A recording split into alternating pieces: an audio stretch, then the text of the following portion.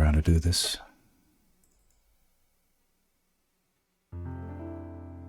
Alright. Seems chill.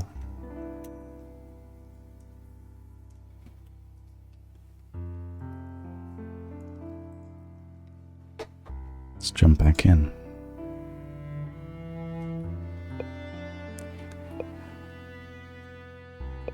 Little nighttime. Streamy stream.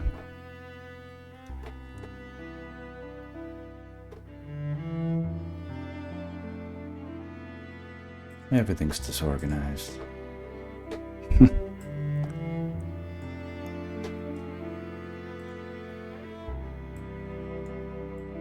That's okay. We're not in a rush.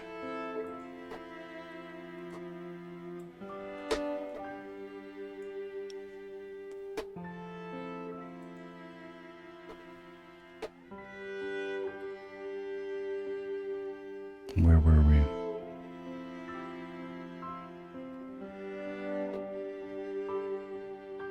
This folder is so big now.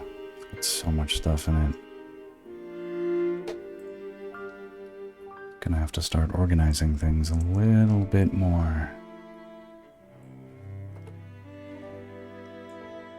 I don't know. With an eye for the long term, maybe.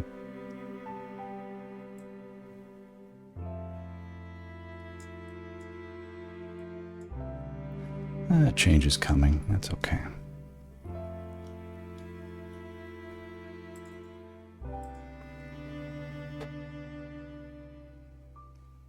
So many layers.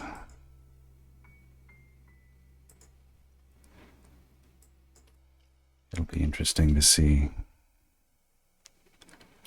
where the breaking point is.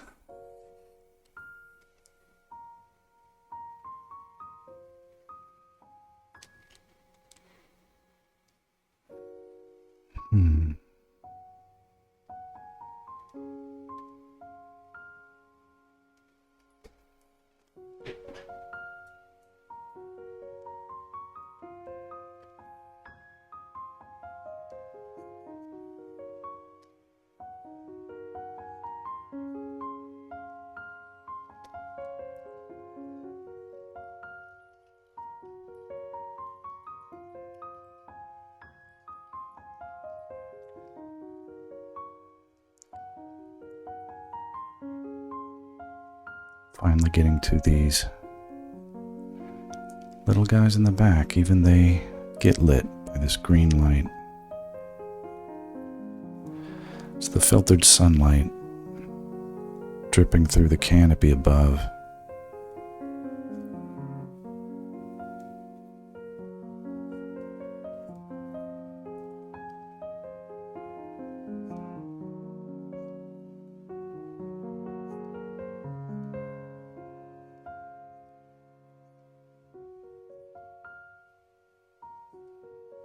I hope everybody had a fun weekend. Mine was great. It's usually, if I haven't streamed, it's usually because life is fun, doing things I should be doing. Paying attention to responsibilities and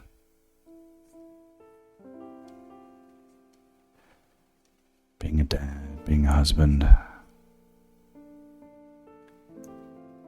being a good taxpayer, I guess. Had to do my taxes this week. It's not the world's biggest deal, but it's not fun, you know. This is fun. But for my family, the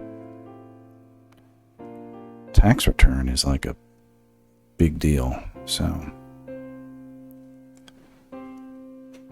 gotta be on top of it.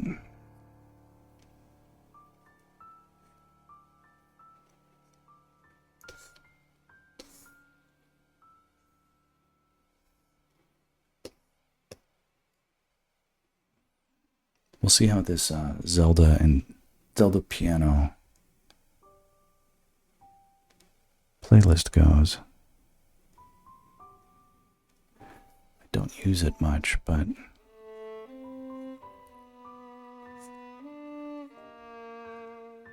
feels nice and chill. Chill for a night stream.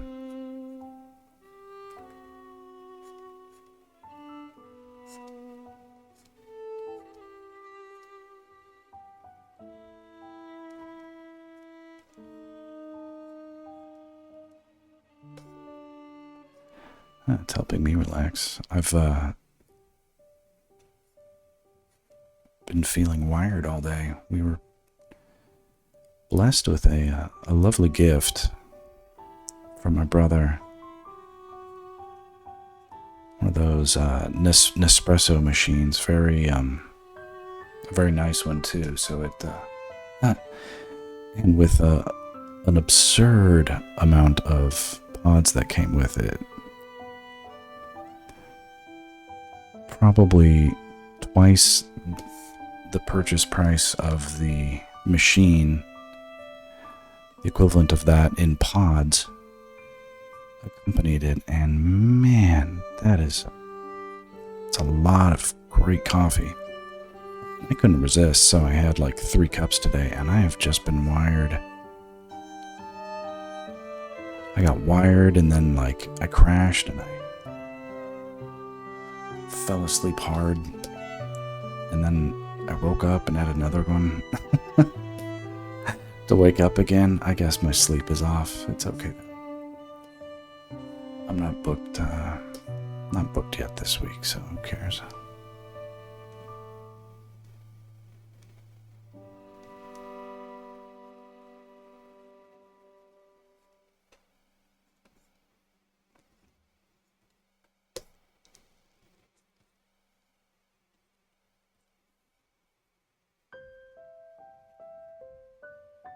Tiny stuff like this, just little pieces of green rim light. And look at the scale.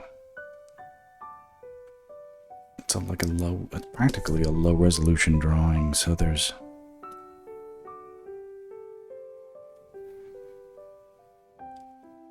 limited returns on me being this attentive to detail at this scale, but I can't help myself. My theory is that it matters. My theory is it'll be cool.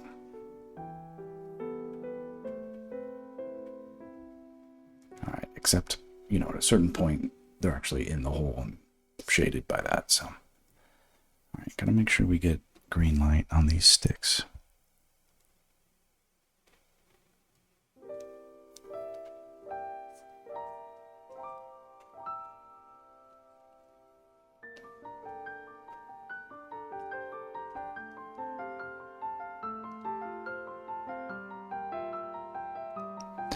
I don't know how long we'll go tonight. It probably won't be like a long stream. It's more like I wanted to do it for the sake of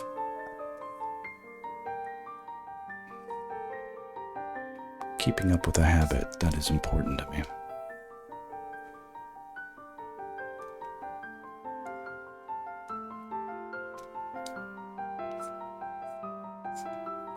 But I was good today. I did responsible things, did all the things I needed to do with my family, cleaned, did chores, played with my kids, read them books to sleep, made meals. Yeah, I even did yoga. Got a nice stretch in, good exercise. Okay. Well, we are close. We are very close.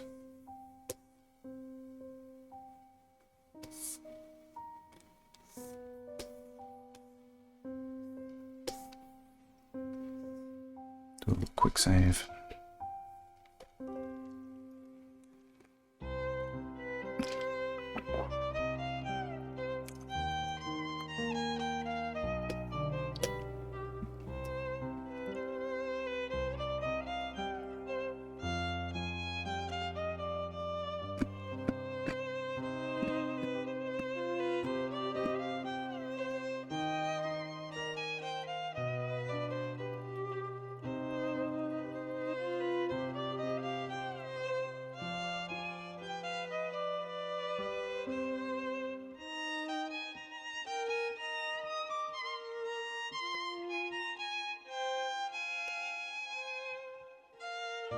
Just a little bit of green light here. These guys are kind of half in shadow, half not.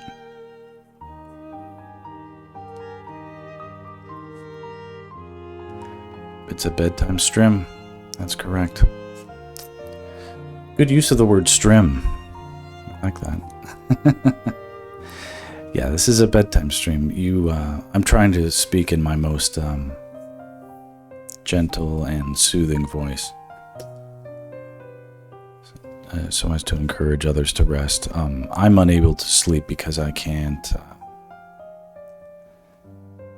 Not because I can't, because I took too much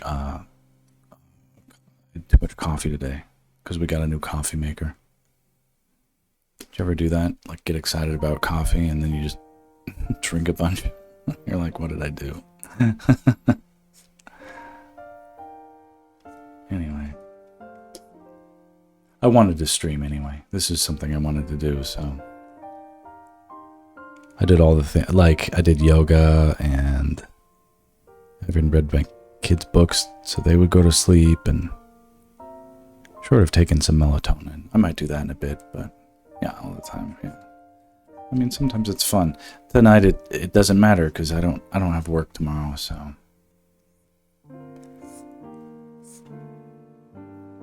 I think the important thing to do is, like, when I'm not busy with work, I like to. Oh, you had just got off work, had a Red Bull in your shift. Okay, so now you're crashed soon. Okay, so it's sort of all planned. Yeah, I can actually fall asleep right now if I like want to. It's more like I still have the end. Like normally, if I don't sleep, it's because, if I don't stream, it's because I don't have the energy. And right now I do. But like I'm so ludicrously sleep deprived in general, I can fall asleep in an instant. It was more about feeling awake than anything else. And not just feeling awake, but feeling like motivated to stream, you know?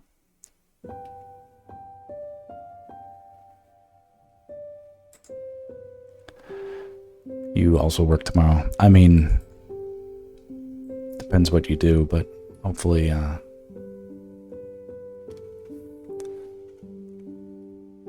hopefully you're good at what you do, and then you can sort of do it in your sleep, right?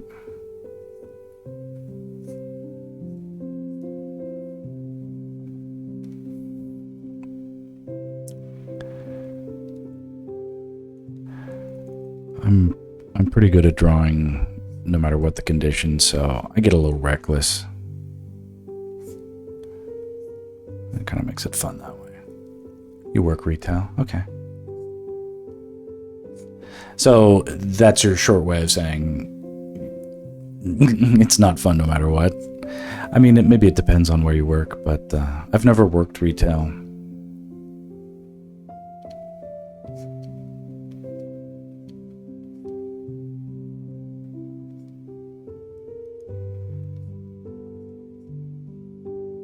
But I hear it's rough.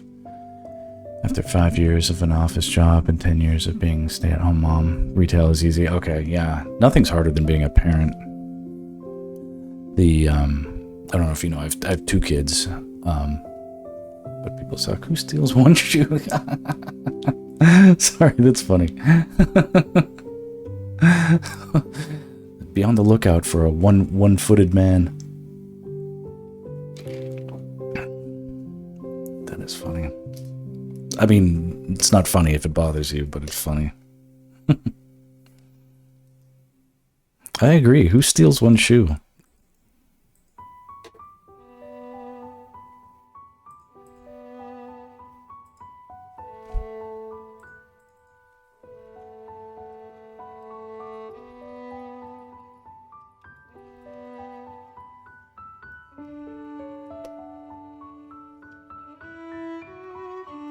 Anyway, hopefully you don't mind the chill Zelda music. This is supposed to... Sometimes when I stream late like this, it's sort of like with the intention that people might find it relaxing to tune in and then just sort of fall asleep.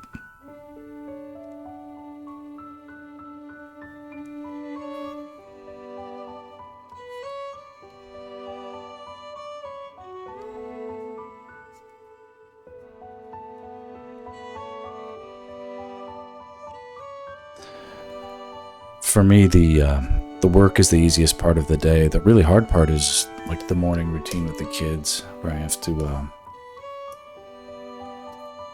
I mean, I don't know what is harder than waking up children who don't want to wake up, so you can ship them off to school. I guess we're lucky enough to live close to their school, but it's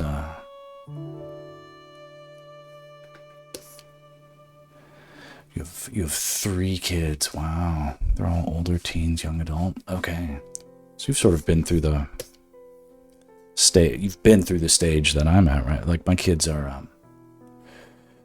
My daughter's 8 and my son is 5, and it's finally sort of getting out of that. Like they can do their I can be like, all right, get in the car, and they can actually like open the car door and get in and put on their own seatbelt. Like what a huge thing. But it's also sort of transitioning into they need help with other stuff. Like, okay, their homework is sometimes challenging. I have to try and help with it, and I don't even know what to do with the stuff that they're learning. Really makes me feel a little dumb sometimes looking at the math homework my daughter has.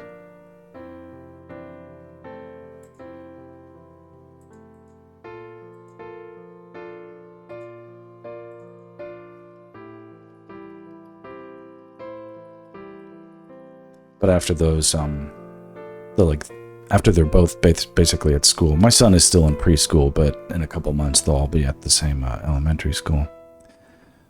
But once I get them dropped off,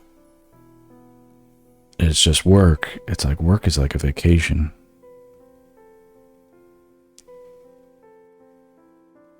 It's stressful, but only in its own silly, stupid ways. It's like it doesn't matter really. So, and I'm good at that. It's like being a good parent is challenging.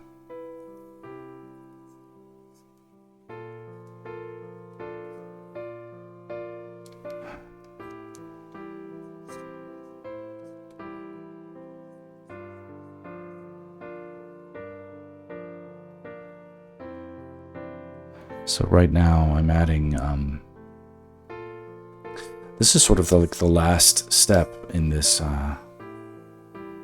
this phase of the lighting where I'm adding green, like a sort of global green light coming from the top, because like the sunlight is filtering through the leaves, and so there's like this green cast light, which I've never done like to this extent. So there's sort of like it's a sort of a challenging new color for me to like a global green light that can't be too intense, because like green light can be sort of tricky, and yet feels like there would be green light under a giant tree with sunlight on top, right? I have to handle it right though, so it doesn't look like moss, which means it has to go on everything universally, and then it might be okay. It looks really cool. Thank you. It's a work in progress, but I think I'm past the halfway point. I'm very excited to get this out in the next 5 days. Right here you said they're almost 19, 16, and almost 15, been past those stages. That's the most tiring ages, I think. Baby stage and teen stage are easy. It's in between that sucks. For we'll see about my kids. I was a terror when I was a teenager. Let me think here. Right now it's sort of like a really cool stage where like my kids are super into stuff. They're just like learning how to have like a personality and be clever. So that's super cool. They're in the like sneak out of bed stage and come sleep in our bed. So I end up having to like sleep on the couch half the time, because by the time I come to bed, there's 2 kids sleeping in the spot where I sleep, and then I'm gonna snore anyway. So I'm like, just go upstairs and sleep in my son's bed or sleep on the couch.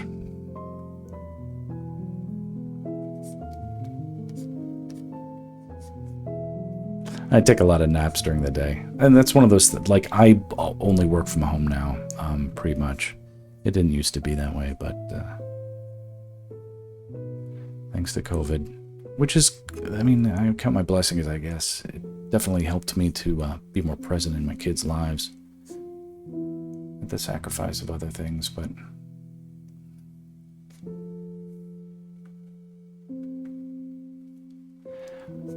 since my wife doesn't work at home, it's something where I have to, sort of by default, I ended up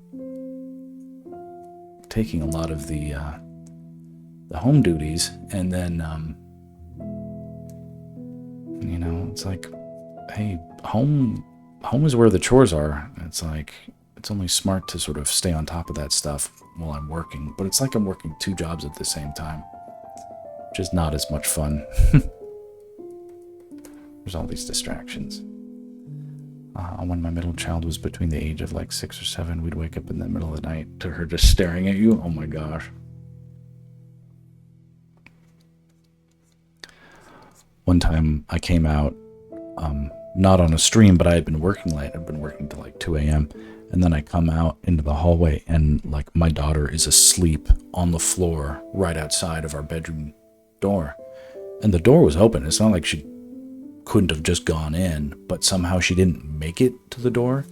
And she was like on the floor, like curled up in a fetal. It was like something out of a horror movie. I was horrified, but she was fine. It was just, she fell asleep on the floor, but it was like so scary to find that. It was like she was sleepwalking or something. I don't know what's, yeah, it was cute in retrospect, but all the things going on in my life at that time, it was like freak out mode. Like I thought she was like, oh my God, is she dead? What the hell happened? It was like, I don't know, horrible. Horrible in the moment, in retrospect, cute and fun, yeah. Then the Trolls movie came. Yeah, we know all about Trolls. Same time when the Troll said, and watching your parents while they sleep, and I just about died, yeah. Uh-huh.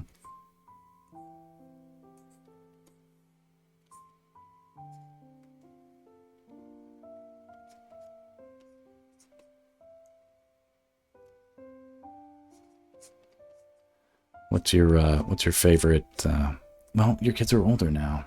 What do you do? So give me some parenting hacks for when my kids get older.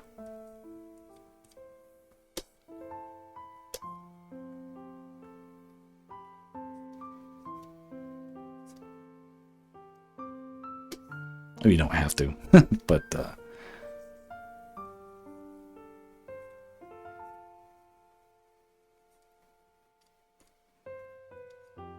right now, my like just yesterday, my daughter had her first like softball game.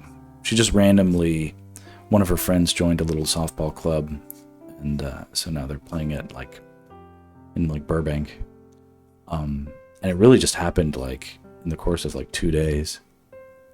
Yeah, it's all circumstantial.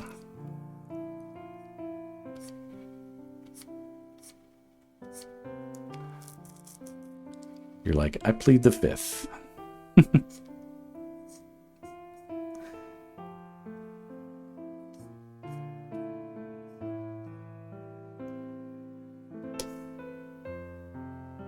No, but I get it. Like, older kids,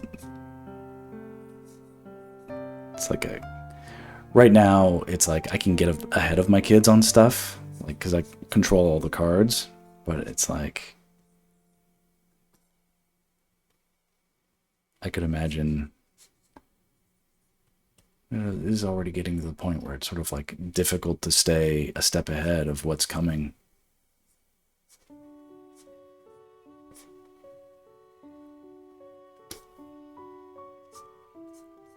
Anyway, it's quite a wild ride.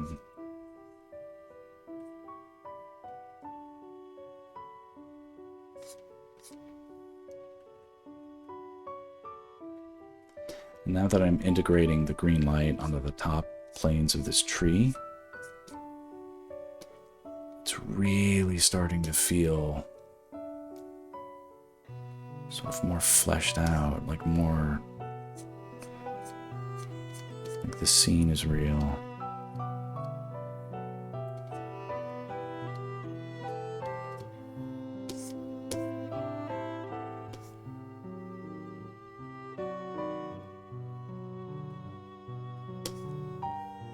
I always treated them as individuals. They had 3 different personalities, still do. One thing would work with one kid, but wouldn't work with the other 2.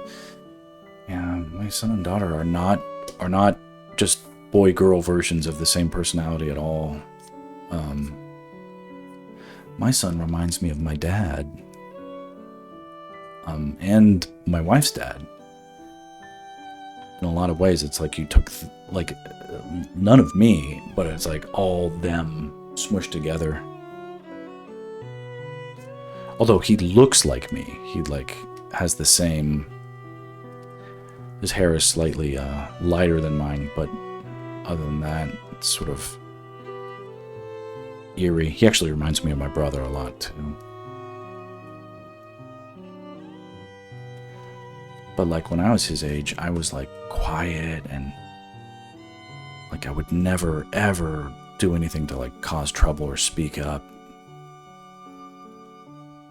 Or like do anything for negative attention until I was a teenager. Then I was very bad, but like my son is like climbing onto shit. It's just he's very into getting into spaces that he shouldn't be in, and we'll tell him no, and he'll do it anyway, and he'll laugh and raise hell. It's sort of funny. It's probably something I deserve, but when I was his age, I would never have the audacity to like disobey my parents or anything. That's like crazy. How do you do it? But he's not afraid of the conflict, which is good for him, but hard for me to manage because I'm like, what are you doing? All good though. The only thing they were all into as an extracurricular was chess and art. Oh, that's good. My daughter's into chess. My son won't let me. Neither of my kids. This is like the irony is neither of my children will let me sit down and show them how to draw anything. They're just like, yeah, go away.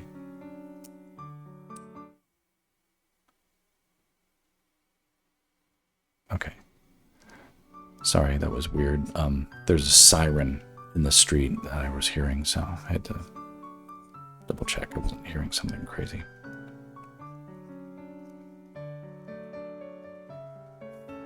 Your son is literally a genius. His IQ is about 160. Wow. He's the more logical of the 3. He's just a 14-year-old boy who very much acts like a 14-year-old boy. Interesting. I come from a very smart family too.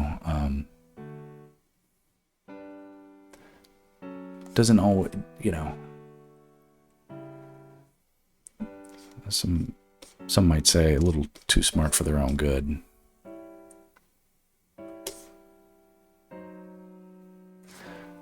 But that's good. Hopefully, also the chess thing is cool. My daughter is interested in chess, and I think I might encourage her to like join a chess club or something at school.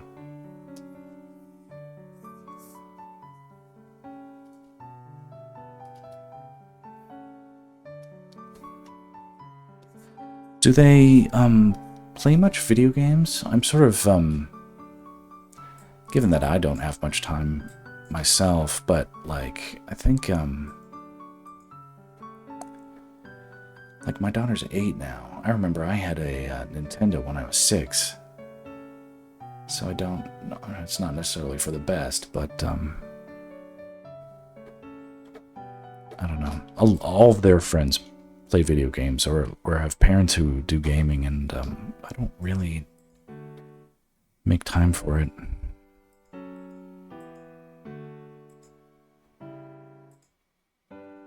My wife is not into that stuff. She'll be happy enough if they never get a system. So it's sort of like on me to make it happen if it ever will. Eventually it will, but yeah, they play a ton. I'm convinced video games are how my son started reading it too. Probably not exactly that, but I think it's a sign of intelligence for sure to be into games. Let me think here. Yeah, it's my son is he often feels like he's delayed, but then like he will overnight like get the concept that it feels like he was struggling with forever, and then it's just sort of like, oh well, you know, it's with him it's just a matter of like, is he interested in the change, and then when he wants to, he'll just do it overnight. It's interesting.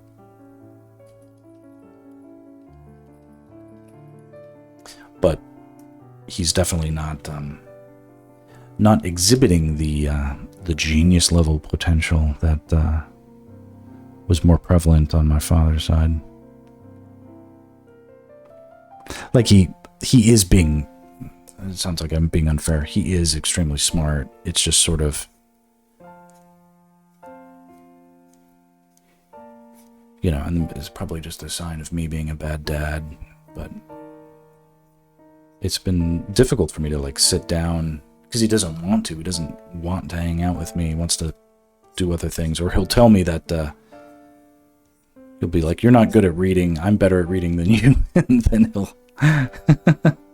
he'll essentially disrupt any effort for me to try to improve things. He's better about it now, though. He was just sort of going through a phase. I have to remind myself that, okay, it didn't work then. It doesn't mean we just give in and we never do it again. Let's get back to it. But I'm sensitive. It hurt my feelings. I felt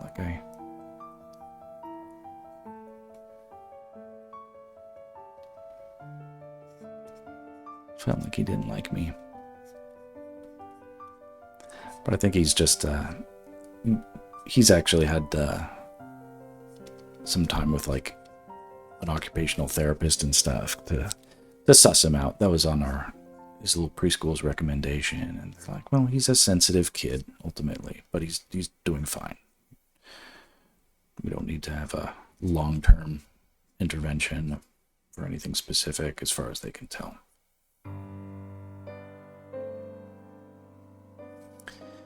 I also read them bedtime stories, but he gravitated towards games and was really, really good at them. I have a feeling like it's about like interest. Like if kids are interested in something, they can find a way to be good at them. But yeah, if reading helps the playing of the video games, like that's an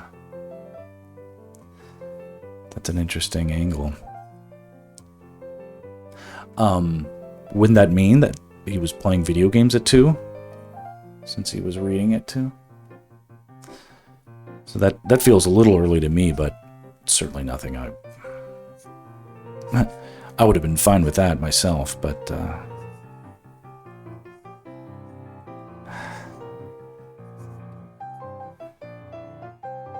I guess my wife is being a little old-fashioned when she's like, video games not important, do other things. She's like a go out there and play sports kind of person,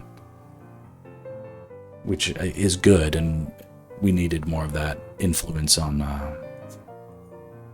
in our lives, because it certainly wasn't going to come from my side of the family tree. Both of my parents were creative professionals, so they basically never played sports and never did anything except, you know, be artists, basically.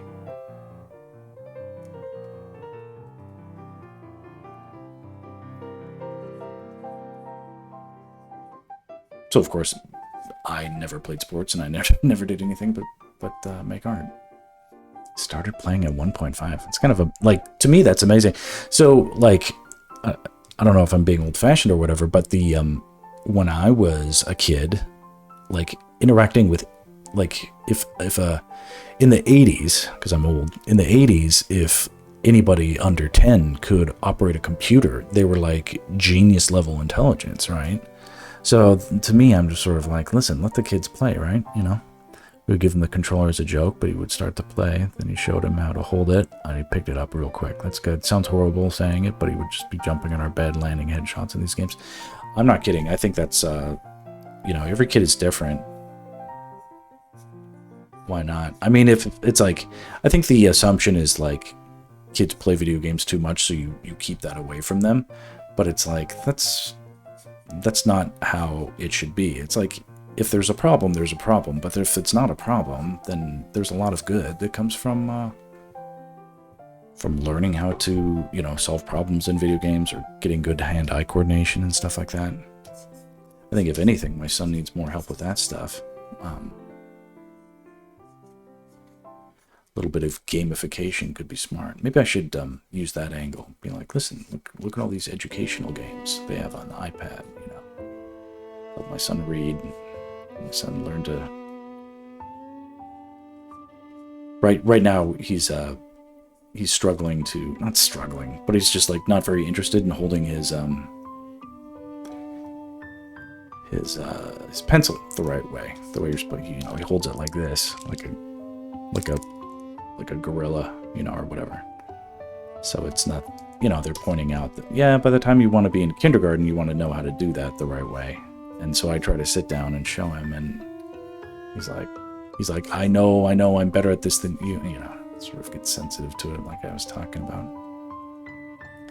Video games are a great tool in storytelling, helps hand-eye coordination. Yeah. Also problem solving, look at a problem in a different way. I think it would be fun for like a thing that I could do with my kids,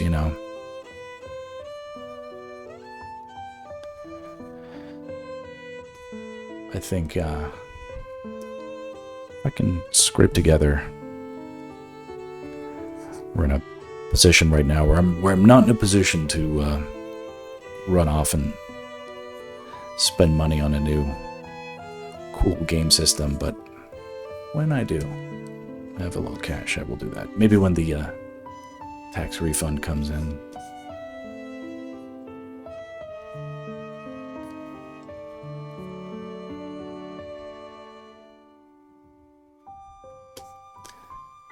My son could not hold a pencil probably till he was 9. He hated writing. Okay, yeah. It makes me feel better. My son is hilarious, though, and he's like really physically active and like loves to climb on things, and so I was like, I'm overall like less than. I'm not worried about him by any percentage. Thank goodness. Sort of like. I think of him as the easier of the two kids for sure.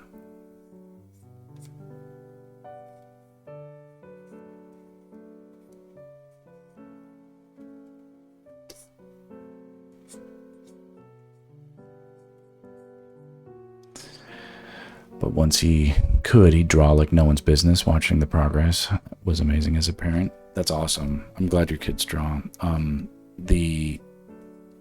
My daughter was. So she didn't draw first. So me personally, I was drawing like before I could talk. It was probably something similar to your son, where it was like unironically like very, very, very obviously like advanced drawing talent at a young age. And both of my parents were artists too, so it was sort of like none of that was super surprising to anybody necessarily. But it was always a question like, is that going to be like a trait that like picks up in my kids, So sort of obviously was something I was paying a lot of attention to. But it really felt like my daughter sort of didn't get the bug until she got into kindergarten, and all of a sudden she was drawing all the time. She was seeing other kids do it. So something just flipped like a switch overnight. And she's really into art now and really into drawing and making books and essentially being a very creative person just in general. She enjoys piano lessons. She's a really lucky kid. She's spoiled, really, except she's the kind of kid that just isn't, like the term spoiled, like can't really apply to her. She deserves it, And so she's can't spoil a good kid, Or maybe you can't, but right now it feels like it's just good parenting to indulge.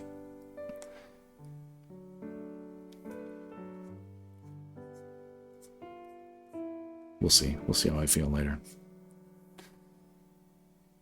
Okay, so that's looking cool. Yeah. All right, pleased with this. What kind of stuff do they like to draw?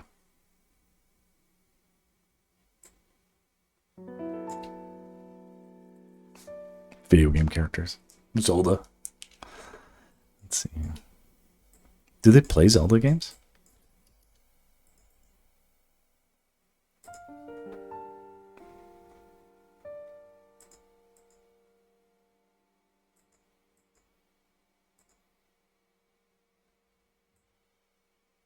Quick save. Save your work. Save your stuff. Your girls paint beautifully. My middle child recently figured out that her makeup skills helps her paint portraits. Your son plays Zelda. Very cool. Yeah, makeup is definitely, qualifies as painting. Like, that's real paint, you know?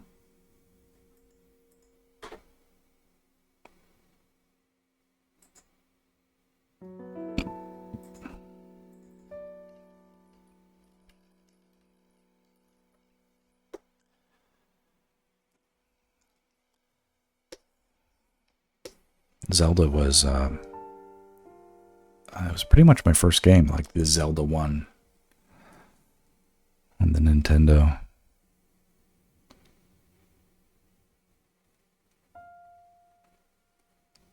And I was like too young to really understand how to like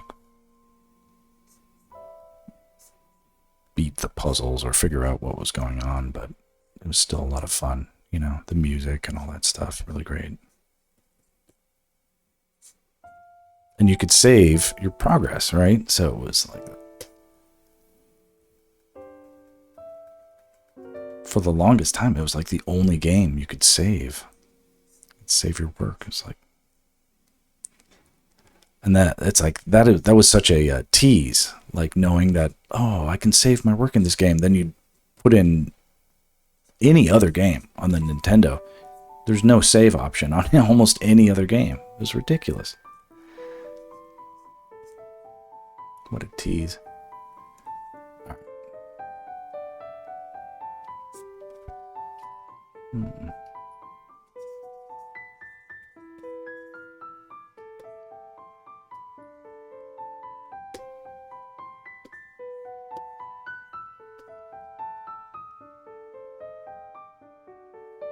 Sky Shadow, what is going on? He beat Breath of the Wild before I did, and he just looked at him like, oh, alright, no, you're not allowed to, can't beat mommy in video games. Sky, I'm just up late because I had too much coffee today. And we have a window of opportunity and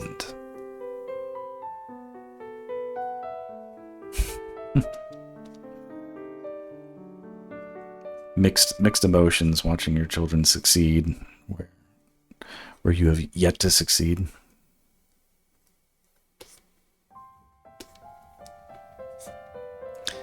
You know, you don't have to downplay it. You were jealous. You were just straight up jealous.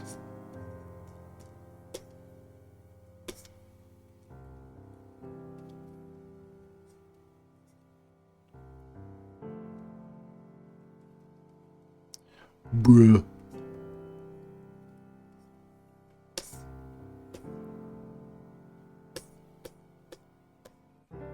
This piece is coming together.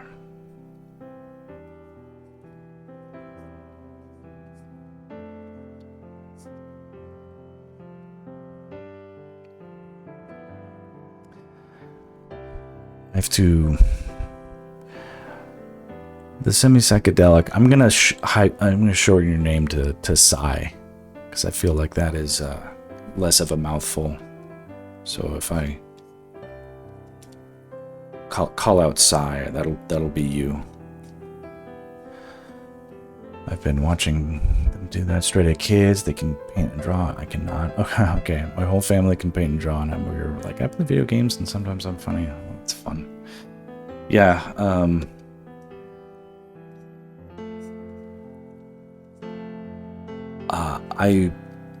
I'm enjoying watching my kids have where they have succeeded, where I struggled as a kid, is making friends and being like outgoing, like having interesting personalities that people gravitate to. I was extremely shy and inhibited when I was a kid, when I was my kid's age.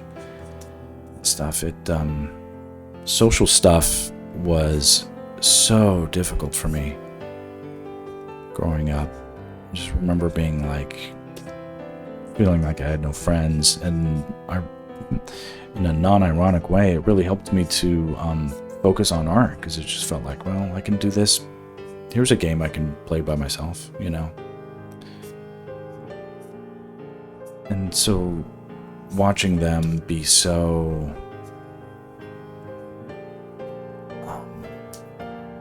like, I feel like they have like real friends, and you know, they get along not only with other kids but like with the parents of these other kids. It's just fun.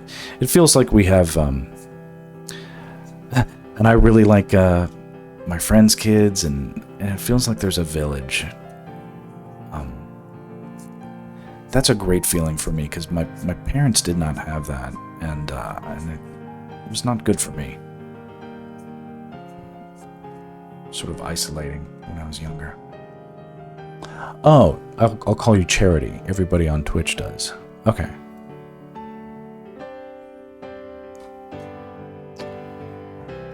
Okay, Sky says, do you mind if I get your perspective on an issue I'm dealing with? Not gonna traumatize, I'm just looking for idealism. Tell me your thing, man. I'm here to hear. It's never difficult. Charity, let's give Sky a chance to unload. It's a safe space, safe place to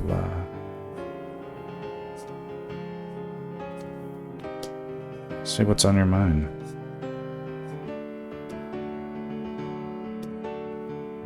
The doctor is in, okay? The doctor is in.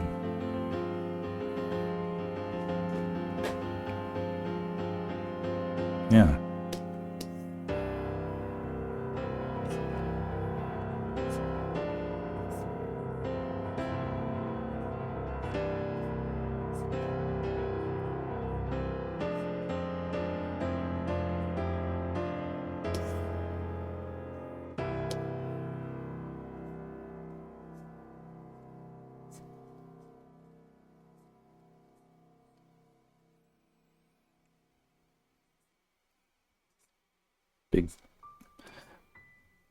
Big wall of text incoming, is my suspicion.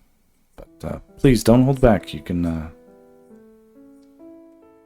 we'll be patient.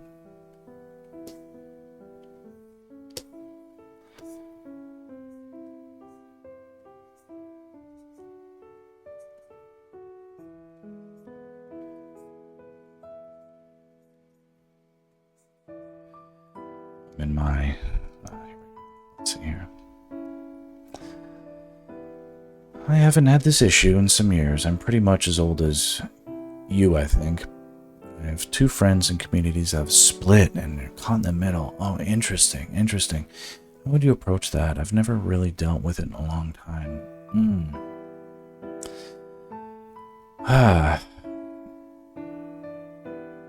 If it's like a truly... hold on. Get out my band hammer. This guy gotta go. Okay. So, let's see here. Two friends and communities that have been split. Your band. Well, sometimes, okay. Your friends, let's see here. If your friends know that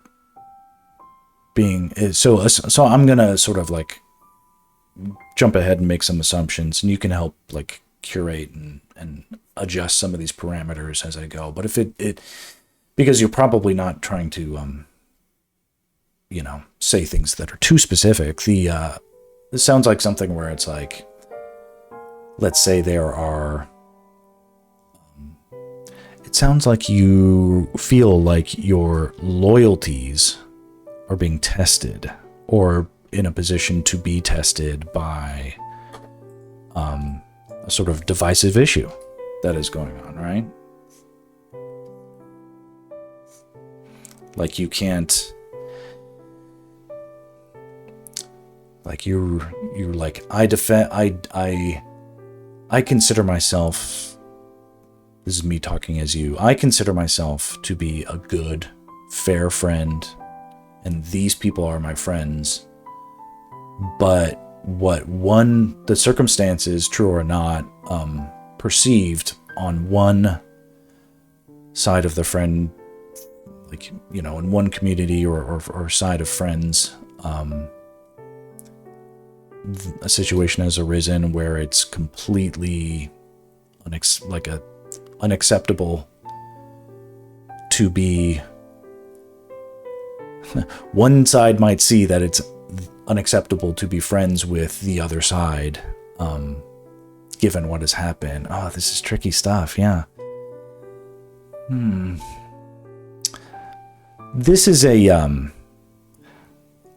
can answer yes or no. Is this one of those, like, you were really good friends with both people and maybe they were in a relationship together, but then they've broken up and you're not sure whose side to take, kind of a thing? Is it kind of like that?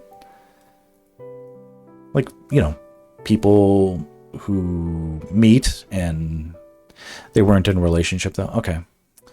Were they friends, or did they just sort of tolerate each other for the sake of being in a friend group with you? So like you were the sort of like a interested, because I've had friends like that, you know, where it was sort of like two people, they couldn't stand each other, but they both loved me. So, you know, and we're, you know, just guys at school or whatever. So it was like, it was worth it to them to tolerate each other for the sake of being good friends with me, right? But they tolerated each other. I'll ask questions like this. I'll try to suss this out, but oftentimes what I come down to is it isn't on you to necessarily, you're like, you want to be a good friend, but you should only be good friends. You should only like care about being a good friend to people who are also in turn being a good friend to you. If they know that they're doing something that puts you in a position where you're in conflict with stuff, that isn't necessarily them being charitable to you. And maybe that's not them being a good friend. Let's see. They were friends and they got out of hand in DMs. They split, but they got their own community, so I have noticed changes because they exist in the same orbit. I see. Okay. All right.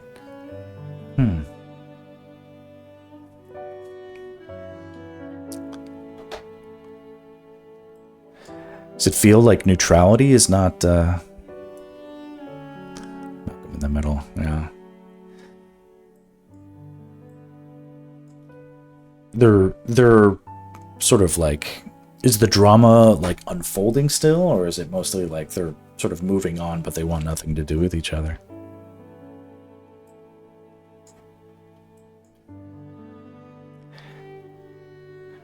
And Charity, if you're listening, you're curious, I mean, you can ask questions too. I don't really, just for the sake of everything, I don't, assuming you're not talking about my brother, then I would say that, yeah, that's a good question. Are these Twitch communities? Just ban them. Just ban them outright. I'm a neutral dude. I don't think I can fix it. I can't be the hero, lol. So this, I mean, this is like a relevant question. Like, if two people, like, let's say there's like two groups that are big fans of Sky, you know, but they're not big fans of each other, and yeah, that could lead to conflicts. And yeah, stay neutral is interesting. Yeah. It may be tricky. Do you have do you feel like you have like the personal confidence to, like, let's say it was something like on your streams, you can sense and create, you sense the tension happening between people in chat or whatever. If it was in my stream, for instance, yeah, I was sort of also trying to get to, it's not your problem to fix, honestly. Twitch communities do split or fall apart a lot. Some resolve and some do not. I think sometimes people think they're getting away with sort of being... I think it's important to let people who have their divisive stances have their moment where they feel they have made their point. They're like, this isn't acceptable to me, and like what the other person did isn't acceptable to me, and I need to make that clear. And so they'll do what they need to do to make that clear. And you have to let them sort of have that moment for a bit. So, like, assuming that this is like something that's happened and, you know, some time is passing, you know, maybe like for a few days, maybe a week or two. But like, if it's going on after like a week's time, I think it's okay to sort of call out that, you know, we have a, unless you're all really close, I don't want to ward people off just because the opposing party is present. Yeah, it's tricky stuff.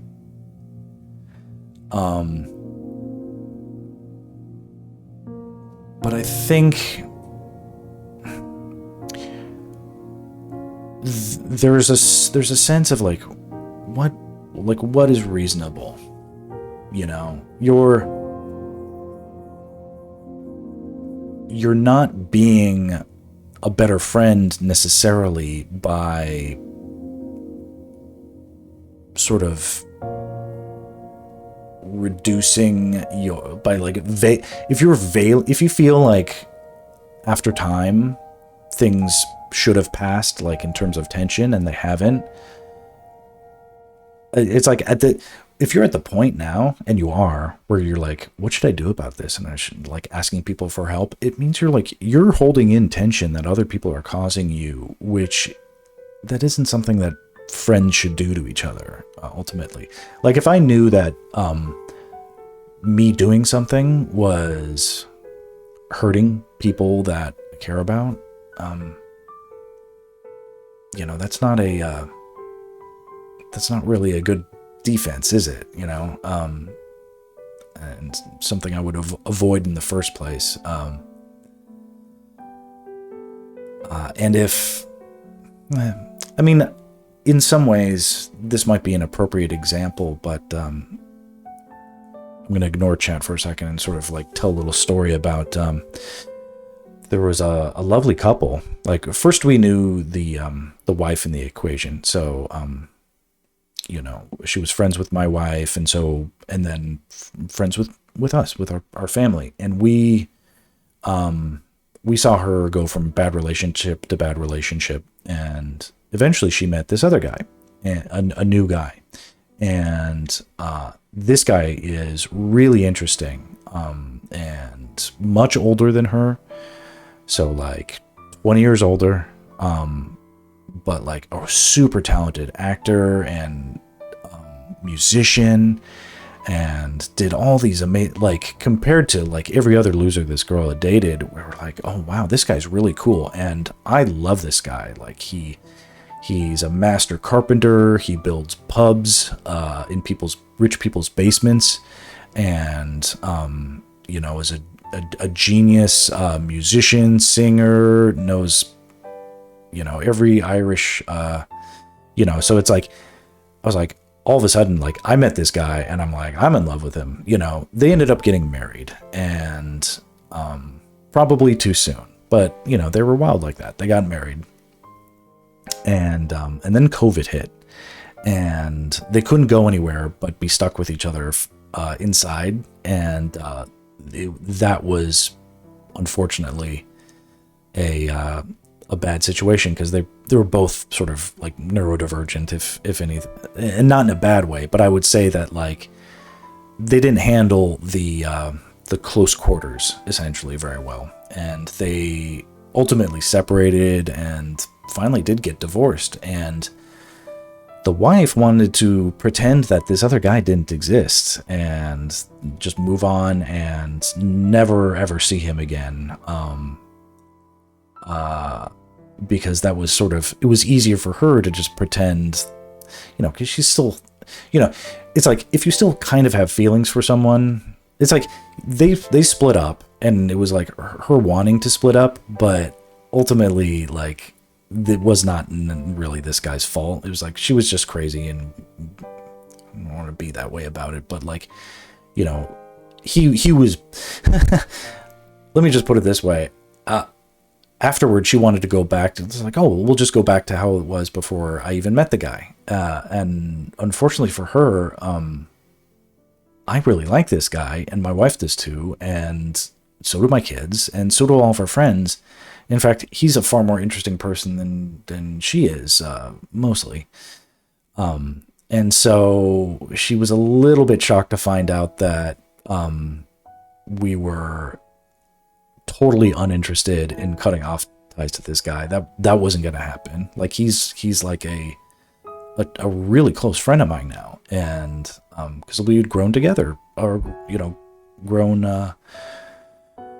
close. Despite them separating, it was sort of like, I'm better friends with him now than I am with you, unfortunately. Now, where it came to be, where we felt like we had to make a choice, was because she was being like, no, we're going to pretend like he doesn't exist. He's not allowed to hang out with you guys unless I approve it and stuff like that. And this behavior was like, my wife sort of felt like caught in between, but I had to point out, I'm like, she's being completely unreasonable. Like, our kids like this guy, this isn't something, this is a no-brainer to me. My loyalty is not to her, it's to my children and myself and you. So it might hurt her feelings, but she's being unreasonable about this stuff. You don't have to go no contact just because you're not in a relationship. In terms of like, because we hold, for instance, like a big Thanksgiving, like a Friendsgiving, where people come and like everybody's in. The point is, no one's excluded. And so when she shows up and wants him to be excluded, I'm afraid that's not going to happen. And it was sort of like, who was being a bad friend? Were we being a bad friend to her? Or was she being a bad friend to us by sort of putting us in that sort of situation? All right, let me see here. What does this say? I'm going to catch up on the chat now. Let's see here. But that was sort of my story in a real world, like, pick a side kind of a thing. But it was like, ultimately, we went with the side, and the girl we're still friends with. It's just like, we don't hang out with her as often as I do the other guy. Because she's introverted and can barely make time to be a friend, and the other guy checks in with us constantly and is constantly throwing events and parties that he wants us to come to, and they're amazing, and it's just sort of like, it's kind of a no-brainer. All right, let's see here. I just don't want to ward people off because the opposing party's present. I know the inside, the way it was done isn't right by both parties. They're both wrong. So they're both wrong. Okay. Do you mean like both present in your stream? I might be confused because tired. Stream and Discord. Okay. See, Discord stuff is tricky too. Interesting. Because I've thought about this too. I'm like, what do I do if like two people are sort of butting heads in Discord? It hasn't happened yet for me, but since I brought it up. Charity, it doesn't mean anything if you do or don't, but I do have a Discord, so let me and it's actually not that cringe, but I'll post it just because again, this is not a thing where it's super important, but mostly I post art and there's discussions because I actually try to help people learn how to draw on this stream when I'm not blabbing. Invite.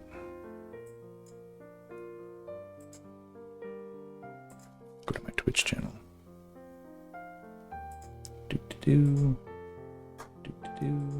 Okay, posty. Nope, that's not the one. Posty. Nope, that's not the one. Posty.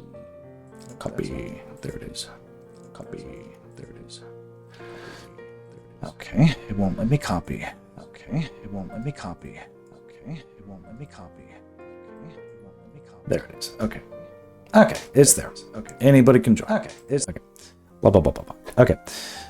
Let's see. Ah, shit, COVID. Yeah. If you put the toilet paper wrong in the wrong way, it'll cause a divorce, dude. So it was a situation like that where her quirks were just amplified due to COVID. She's sort of like a anxious person, just in general.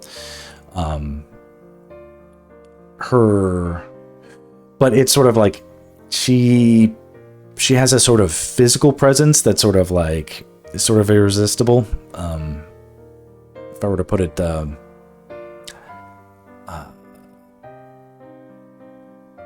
what is it? Her, despite being very sort of neurotic, she has a lot of charisma.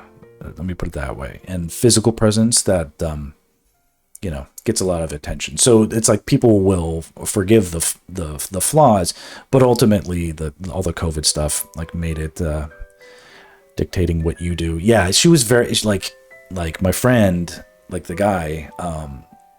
He's very much like, imagine a guy who builds and runs pubs basically. And she is like, oh, I'm a vegetarian now. Okay, now I'm a vegan. And it's like, now you're a vegan too. And it's like, he's like doing his best to like not going insane with his wife, whom he loves and is trying to hold the relationship together, but she's constantly like peeling away. It's like, oh, let's give up drinking. And it's just like, oh my gosh. And he really did his best.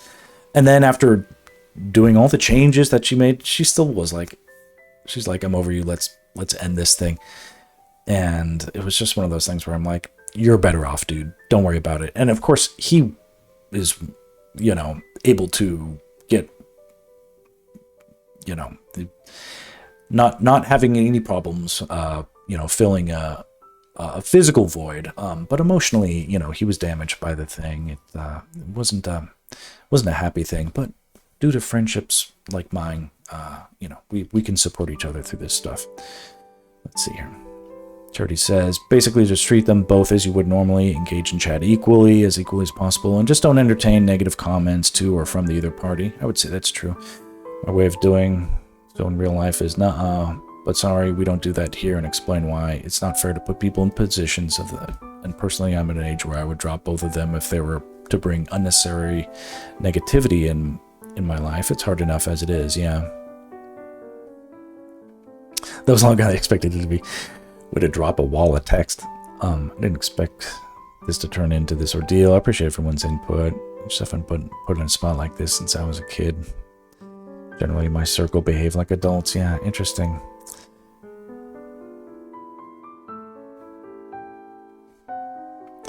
Why are you saying Jesus?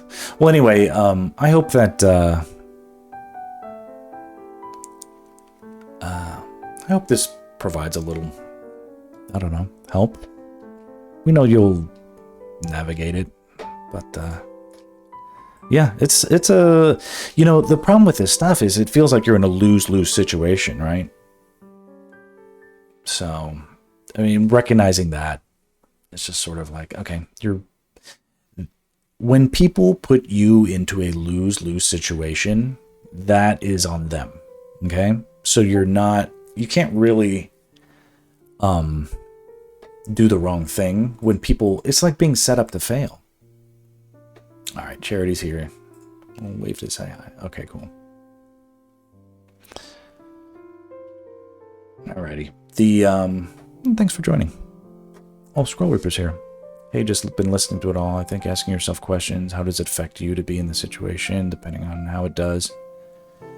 What can you do to value each party without feeling like you're in the middle? Yeah.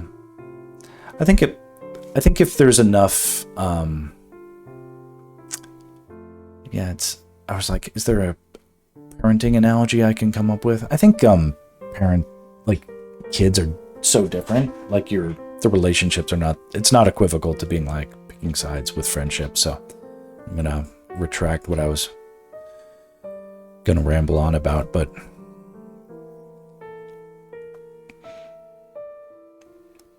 it's like friendships are often about, support, but if the fun is diminishing because of what is unnecessary drama, Charity might be right. You can walk away from both, or at least make your position clear. If it really feels like it's taking an emotional toll. I mean, Sky, I know you're sensitive about stuff in general, and that this might be if they know that about, if they know the effect it's having on you, and I think that should be clear enough. If it's prolonged and you make it clear that this is having an effect on me, and they don't moderate their behavior to lessen that, they don't have to pretend like everything's hunky-dory necessarily if it isn't. But if they won't take your feelings into account to moderate their behaviors, then what does that say about what they think of you and therefore the friendships, People are bandwagging on this dude and banning him. He's banned in 4 streams now, but 3 of the 4 didn't reach out to find out about it from him. Okay. I wonder if I know what's going on here. I wonder. I mean, I don't actually, but dramas do occur, and what I would say is that there's always 2 sides, and it's not a black or white thing. I see gray. Okay, yeah.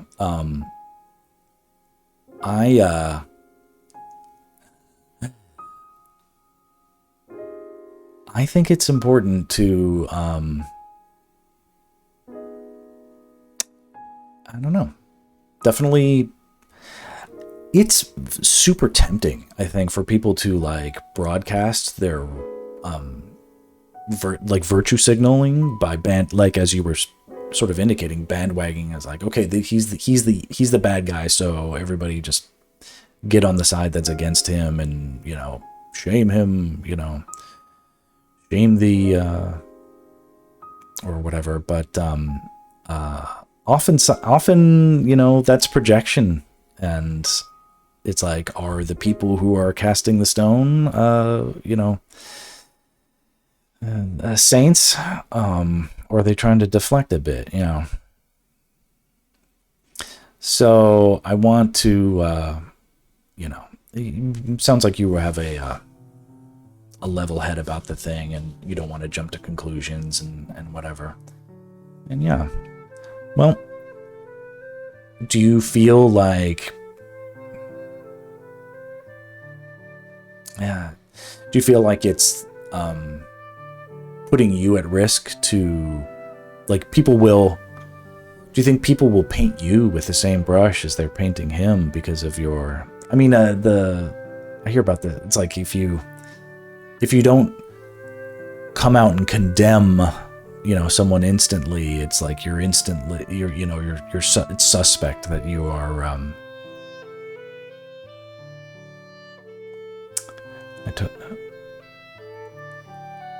I took someone on to work under for me for this food stand I had going on. He was not liked by the workplace. He was a klepto and stole tips.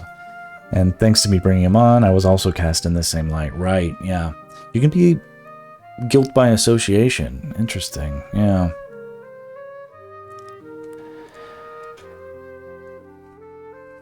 I mean, Scroll Reaper, that sucks. So that's obviously bad.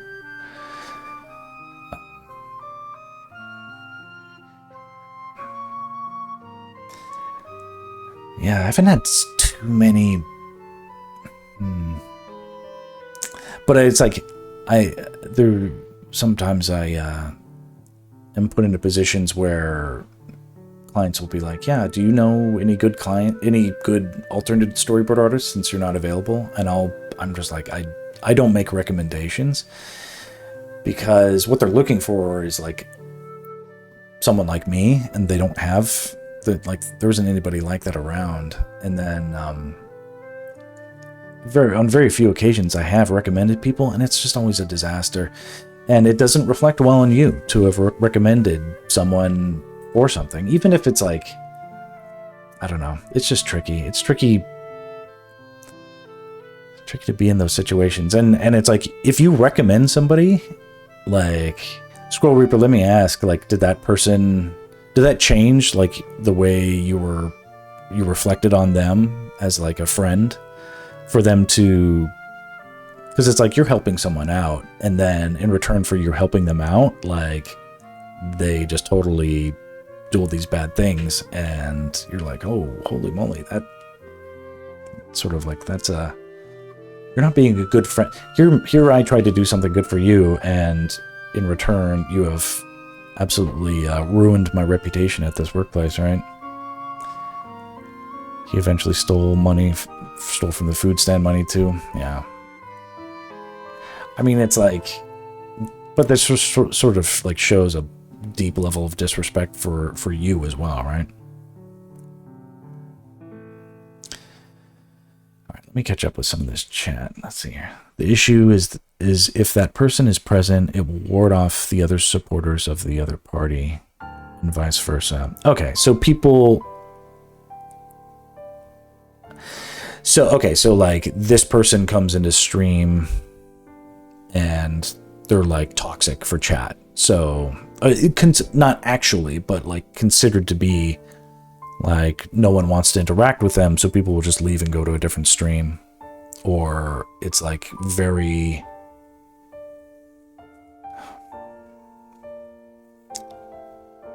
I mean, is there a way to, how fresh is this? I mean, it just sort of feels like a way where it's like,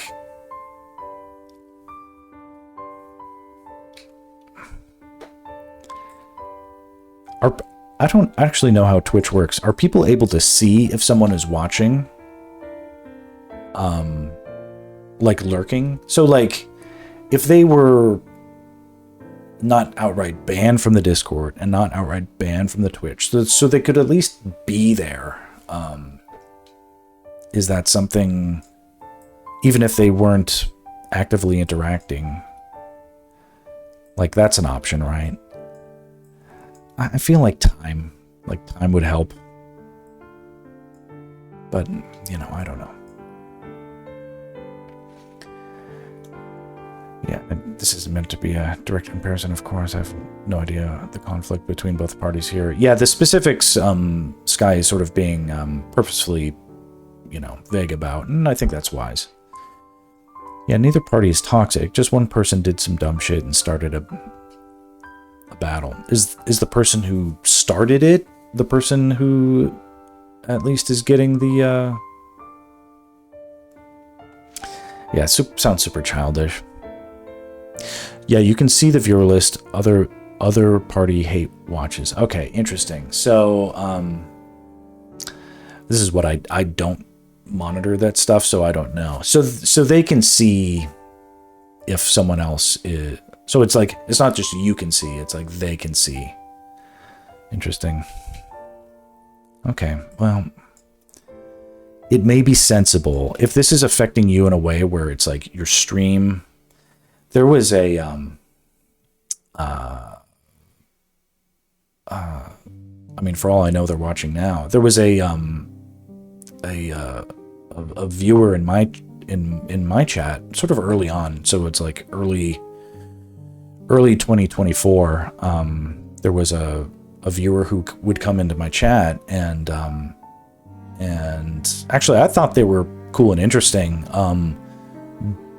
but they didn't really participate in like their interactions with the chat weren't interactive with anybody except with me.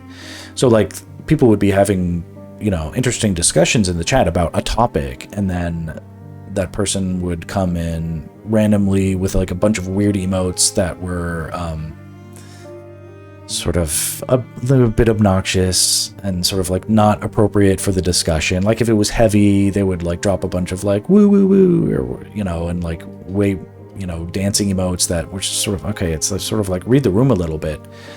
And I tried to be patient, and I was like, okay, this person's neurodivergent. That doesn't mean anything to me. It's like, all this is good learning opportunities for like me, like, hey, I would handle it this way, or whatever. If anything, I'd like try to set a good example and not overreact to stuff. But there were a few times I had to warn them, and then eventually just give them timeouts. And then something happened that I'm not sure what happened, but they just totally like deleted either themselves or blocked me, or I don't know. But they just were like gone one day, and I don't really miss them. But I would say that I understand like this, like, because it's like I would be having like a good chat, and then this person would come in, and then all of a sudden it was just like, oh, this person just totally. Is there a term for that? Like someone who is a like a chat killer or something like that, But it's like I recognize that this person was sort of like toxic for the discourse, and the fact that they ultimately sort of excluded themselves did me a bit of a favor, because I didn't want to just sort of be like, you're banned. It's a really bad troll. I don't know if they were trying to actually troll. It's tricky. Sort of just extremely sensitive, and but also sort of like I would be talking about art and giving good demos, and they would be like talking about their project, which was cool in and of itself, except it was just like, okay, I think that's what I told them. I was like, you would do really well, I think, with your own Twitch stream. I was sort of encouraging them to like get the fuck out of my stream and start their own. It was like, if you're gonna talk nonstop about your own stuff, then do your own Twitch stream, right? So Goalkeeper says we can only really give surface level advice here. So I think questioning things: do you truly value both relationships? Do you want to keep them both? Is there one you value more? Is it worth interjecting, or is there a time when things cool down and interjecting can be safer? Maybe one-on-one between the specific people instead of open in front for all to see. Could be worth journaling these things and answering questions. Yeah. So yes, both relationships you intend to keep. It's also keep everything in DM. So it's not for the public, which is respectable. Okay, cool.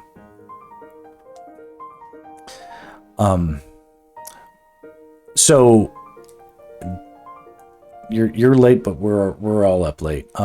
Sky, you may have answered this already, but I was curious. So is it the case that the person who is persona non grata, the person who is basically on the outs, who you're being sympathetic to in equal parts, when they come into like you're finding their interactions to be ultimately sort of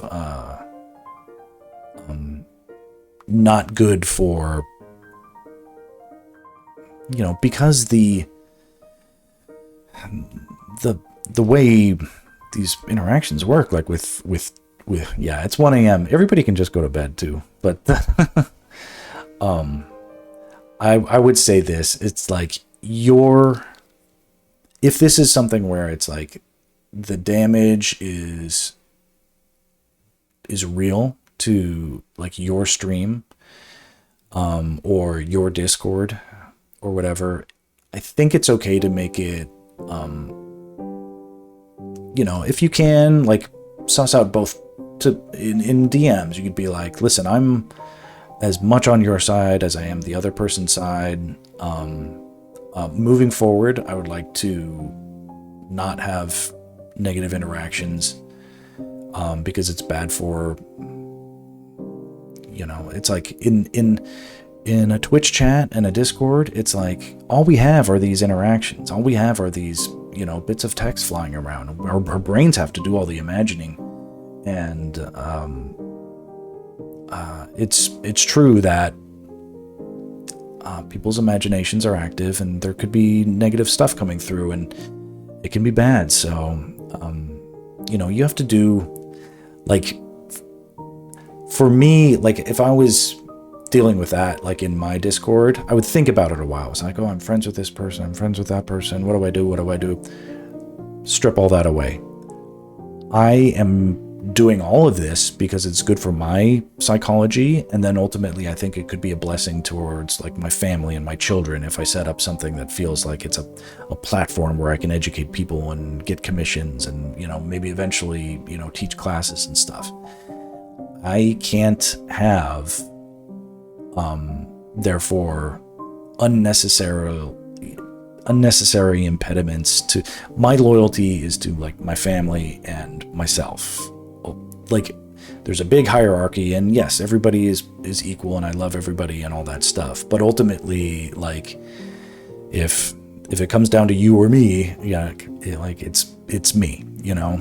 So if something is bad for my family, for instance, I essentially, it's like almost any question can boil down to it. Is this bad for my family? And then if it is, it's like no brainer, right? Maybe think about it that way. It's probably tricky. Ironically, it's probably even trickier if it is just like a petty thing that just feels like, oh, this shouldn't be an issue at all. But that would be how I would get around it. Like if two people were causing trouble and it just was unnecessary, it's like probably you would, you know, play whatever King Solomon for a little bit, but ultimately it's like it's you know, some things might be worth the sacrifice. We talk about this. You give up something good for something better. Sometimes you have to do that, but yeah, I don't know. It's a tricky position. I hope you I wish you luck with it. I wish you luck with it. All right, it is 1 a.m. All respect to Sky Shadow about it. I would like to wind down, if possible, for everybody's sake, wind down because I'm no more sleepy than I was an hour ago. I intend to keep doing art, but I want to actually focus on it a little bit. That's not. I love y'all, but it is getting late, and I do want people to get rest. So definitely going to respectfully say it's a good idea if we, yeah, no, it's all about love. It's all about love. Do one of these. Go like this. Or the ways that I can. Anyway, you can still chat and stuff, but no more walls of text. We don't. How do they do that? Is it like this? This sort of was like a little thing. One of these. Look at that. The music's right. Everything's good. All right. A bit of chillness. My head looks greasy. All right, back to this.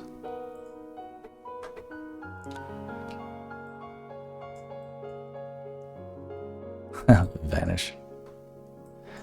All right, here. Back to the art.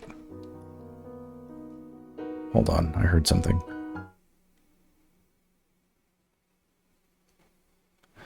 It was a supercharged motorbike on the freeway. Isn't that funny that, like, when there are hundreds and hundreds of cars on the freeway, there's traffic, and as a result, they move at like 5 miles an hour, and so the freeway is silent. But when there's like no cars on the freeway, people go crazy speeds and blast their engines as loud as they can, and the freeway ends up being ironically 20 times louder in the middle of the night than it is during the day. It's like I don't live next to the freeway. Nothing wrong with that, but the it's a few blocks away, and yet I can hear it at night like it's the ocean. It sort of makes a sound. It's sort of like a rumbling. Anyway, that's what I was hearing. Very, very loud motorcycle. Yeah, I'm not sure what command you were trying to do. Your magic has no power here. You have no power here.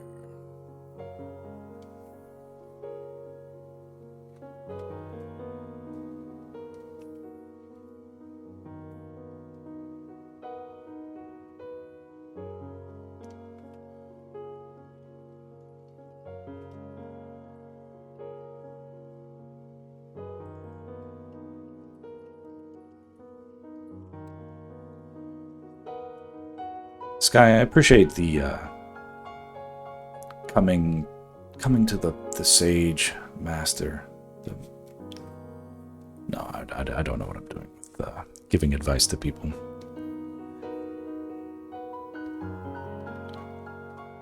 Art advice is my expertise, not necessarily anything else, but nonetheless, I appreciate the trust and the I don't know.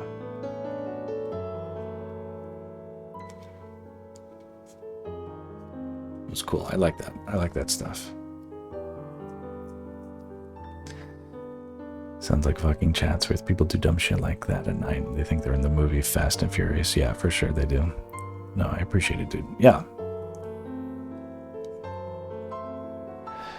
You and your brother are some of my closest peeps. Hell yeah. Oh, I appreciate that. I feel bad. I haven't checked in on his streams at all. And I don't watch your streams enough either, man. I'm sorry. It's all I can do to do this. It's like, but I do feel bad. It's like I'm a bad neighbor.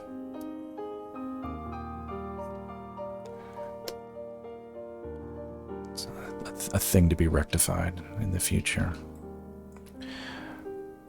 So here's a fun little scoopy bit of scoop.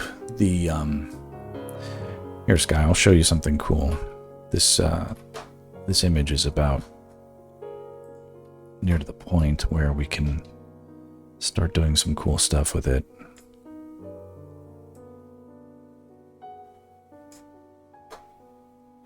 Do you see that? It's kind of cool. We've been adding light and sort of tightly controlling the relationship of light and color. And it's finally getting to the point where some of this stuff is looking pretty good. That's all good. I'm going to be upset if, excuse me, Princess is in this Zelda movie. Me too. I hope something like that happens, yeah. I will, so this is the last piece that I'm finishing before I package it all up into a portfolio, and I see if I can use it to send it to the producer of the Zelda movie or the director or somebody out there knows how to get this in front of the creators, and that was sort of the intent of this whole project from the start, is like make some Zelda portfolio pieces and send them out. And if it wasn't on the Zelda movie, then at least I'd have portfolio pieces ready for like whatever Zelda movie knockoff comes next, right? Because if it's successful, then they're going to want to do stuff like it, at the very least. But once this is done, I can do other stuff. I'll keep going.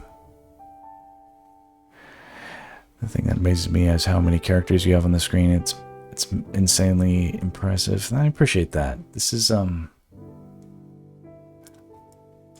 been working on this long enough to have lost all objectivity from it. It's a lot. Now, right now this is like too super complex, but like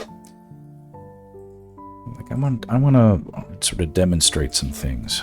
This will kind of be fun. So what I just did right there was I took the image and I just added it. I tweaked the brightness and the contrast on it so that it was closer to like a more well-exposed photograph. By working on the image in an underexposed state, we oh shit. Speaking of overexposed, I totally accidentally hit. No, don't do manual. There we go. Okay, I hit the wrong button. Anyway, light and color are tricky. So if you go too far too soon, you can like blow your wad, so to speak, with like the lighting effects, and then it becomes unnatural. So if you work in a sort of underexposed state, then you can always adjust it later. Okay. in a spot now where I can start adding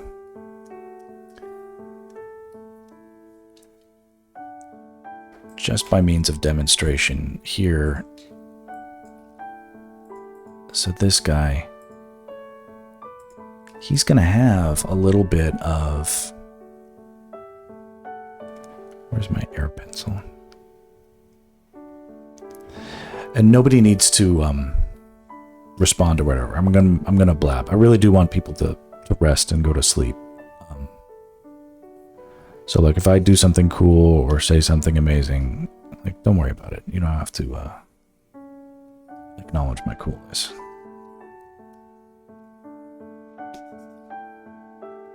It's more important to me that people get wound down.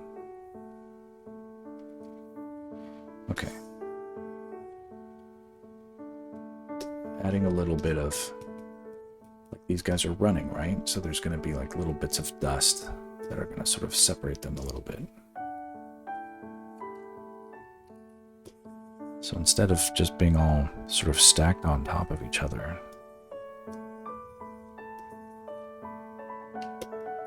there are going to be ways of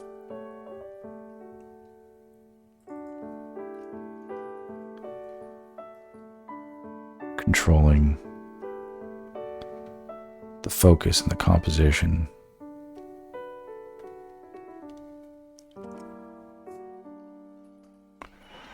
And it's going to add a lot of layers to an already extremely layer-heavy piece.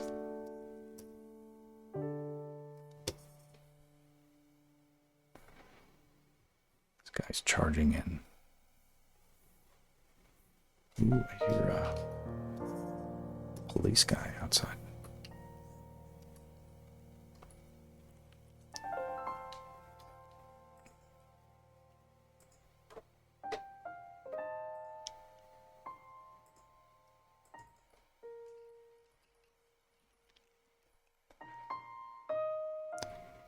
Now this isn't the best way to do stuff. Technically, I would prefer to make sure that the dust that I add has like a color. Right now it's just gray.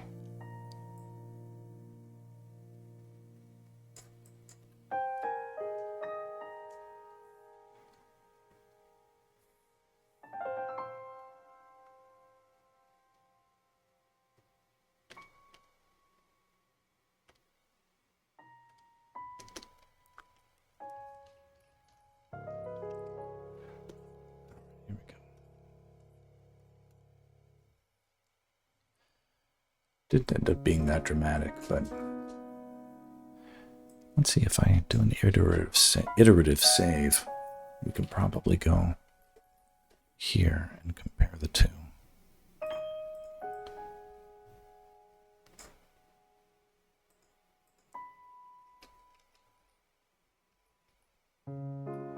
So this is without the dust, and this has the dust.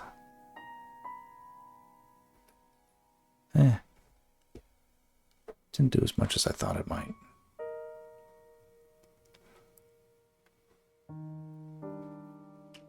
But the dust will be there no matter what, because, you know, you're running around, you're kicking up dust. That's what happens when you run around.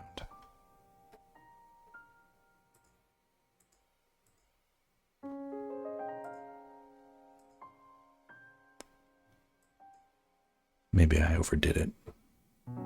Anyway. Let's do something insanely cool and start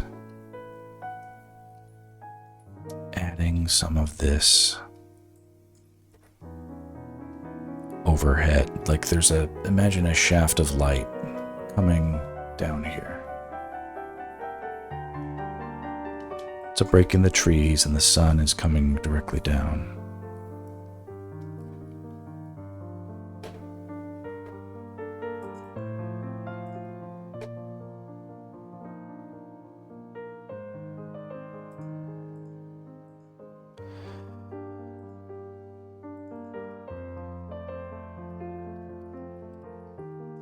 So now we're describing sunlight.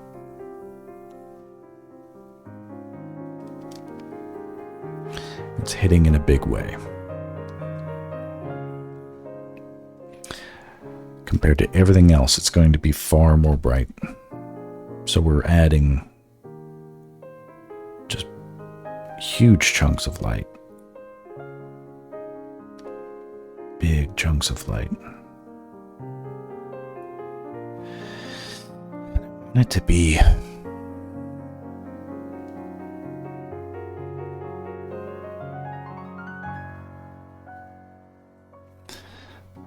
these calculations are gonna be tricky.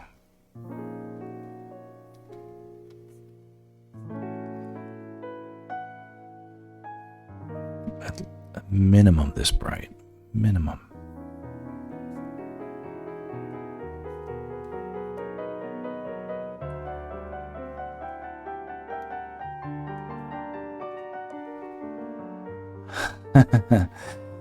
You saw my Bowls commercial and it had me laughing. Now, is that on YouTube? Do you have the link? Do you want to post it? You can post in the chat. I don't know if I want to watch it now, but we can totally react to it on a different stream. I'll save the link.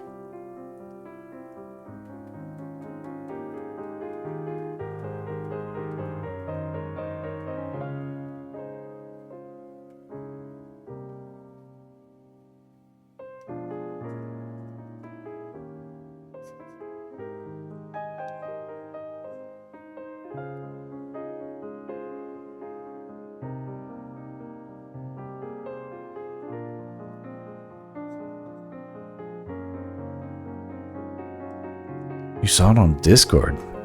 Okay. Like in Boxer's Discord? Okay.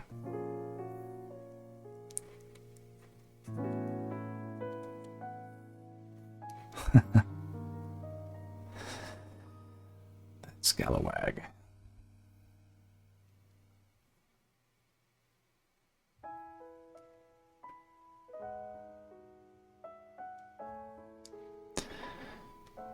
Big chunks of light.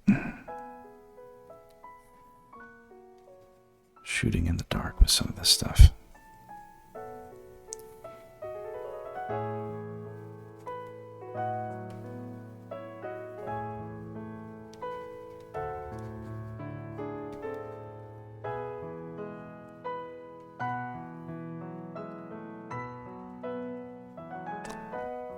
Oh, here we go.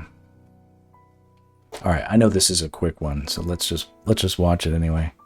Here, let me pause the music. Just to laugh at it.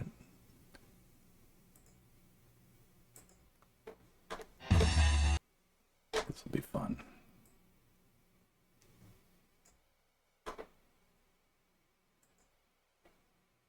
Bring this over. All right, so a little bit of context. In 2004, 2003, 2004, maybe 2005. Oh, actually, that's too early. It was probably 2005 through 2007. My father and I we sort of co-rented. We shared the rent on this place. It was $1,400. So I paid $700 a month for a studio. That was essentially a room in a warehouse, very small warehouse. It's like the size of a workshop, essentially, in a compound that was essentially populated by machinists. So guys who ran machines that sort of made custom pieces of metal for all sorts of stuff. And it was a fun little weird community where nobody really talked to each other. And, and they all made loud noises with their machines. And my dad moved in with his pyrotechnic business, sort of unlicensed pyrotechnic business in the corner. And I had a little office there too. But essentially my dad was building explosives in an unlicensed fashion in a commercial facility that the stories out of that place, I like one time we had a wasp nest, and my dad took a flamethrower to it, and like a couple, and when we recorded it and we laughed at all that stuff, and then like his one day, like the landlord was like banging on it. It's like, what the hell happened? Why is it burned here? What happened? And my dad was like, oh, well, there was a wasp nest. And he's like, so what? Why is there smoke? He's like, well, I took my flamethrower and I burned it. It's like my dad, like, speaking of balls, like my dad is like, he just has no, his ability to like, he is so insanely, like, not insane in a bad way. It's just sort of like when people hear how brazen he is about, like, oh yeah, I broke in and I did something, and they're just like, they just don't know what to do. They don't know how to react. Like, so he's like, yeah, I took my flamethrower and I burned it. And the landlord was like, well, don't do that, and he like ran away crying into his car or whatever. We never ever saw him again, It was one day we had a fire inspector come in. It was just like a normal thing that happens, but like a fire inspector like wants to see the place. My dad was like, absolutely no filter. Was like, okay, and this is where I mix my potassium perchlorate with my nitrocellulose lacquer, and it makes this really great medium to set off titanium squibs. Here, I'll show you. And he'll like blow something up right in front of the guy, and the guy was like,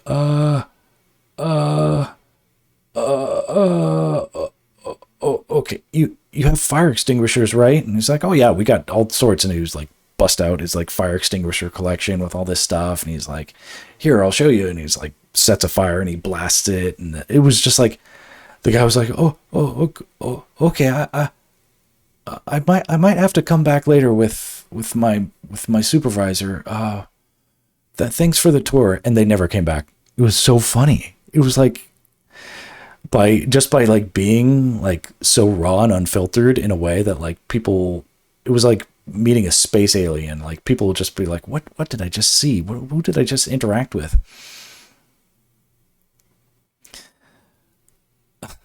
There's like, there's so many stories like that with my dad. Anyway, he so that explains the context of this. So like what we're seeing in the background is a bunch of like gun props, not real guns, but real looking guns, props, and things that are potentially very explosive. So what looks like it might be a pipe bomb is something that probably is. So anyway, so this space we exited in late 2007 after my dad shot all the footage he ever needed to, and I was moving on with my new girlfriend, so who eventually became my wife. All right, so here we go.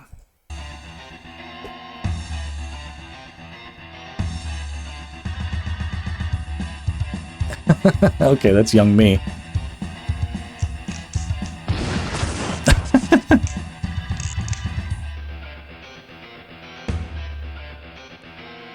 I told you to keep your lips off my balls. All right, here.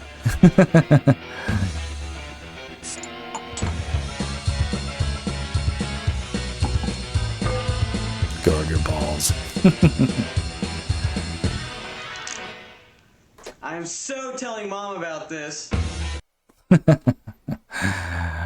Perfect. I haven't seen that in a long time. I'm going to add that to my thing. This is worth watching. And I was worried I'd be like embarrassed by myself, but I'm like, looking at me now, I'm like, oh, I was in much better shape then than I am now. I wonder if you can kind of see in one of these. Obviously, my brother looks different too.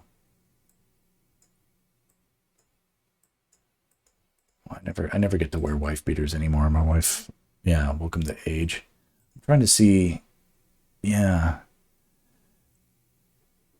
It's a little tricky to see, but my hairline is receded at the temples a good deal from where it is here. So my hairline used to cover up this scar. So it's definitely have more hair here. Now my hair is still quite thick, but it's also interesting. It's like, I think my nose grew. I don't know. That stuff happens. It's age. Yeah, like you said.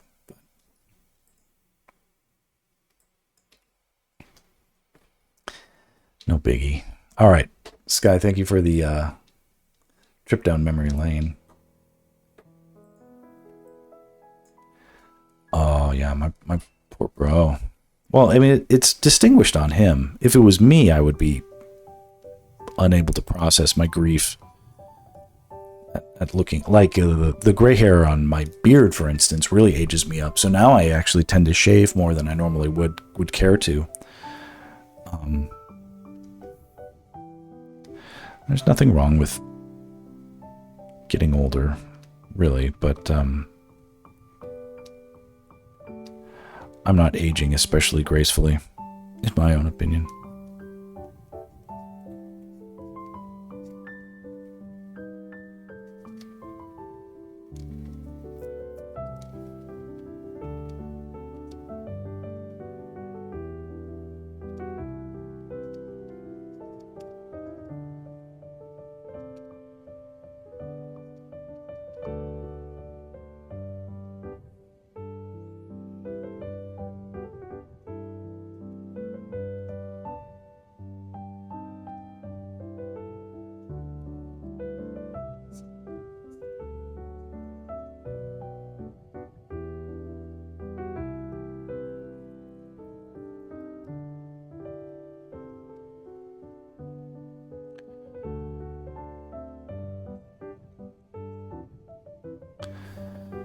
Both of you dudes are like my bros. Hell, I posted a picture with me and Boxer outside a restaurant. My friends thought we were brothers. Lol. Yes, I could see how that could be. Because I've seen your streams, so I can see what you what family resemblance might be seen in that sort of scenario.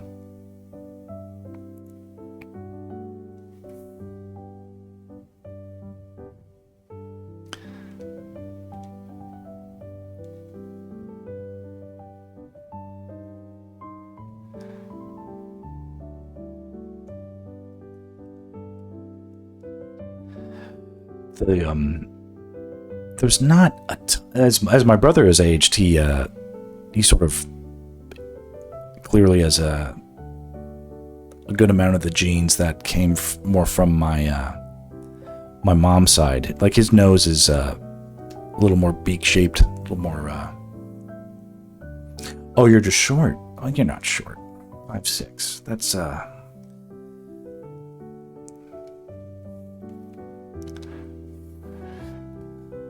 That's not short. That's perfect sized. No, I don't know. I guess it's short, but handling it with grace is the important thing.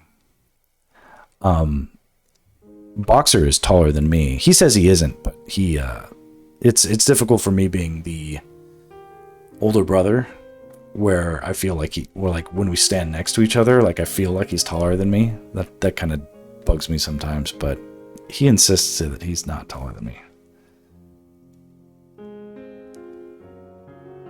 Maybe I'm just slouching, but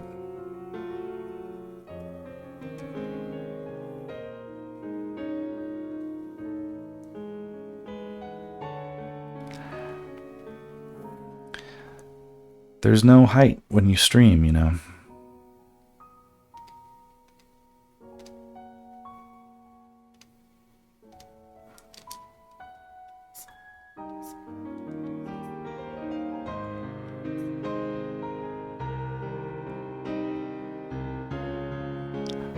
Okay.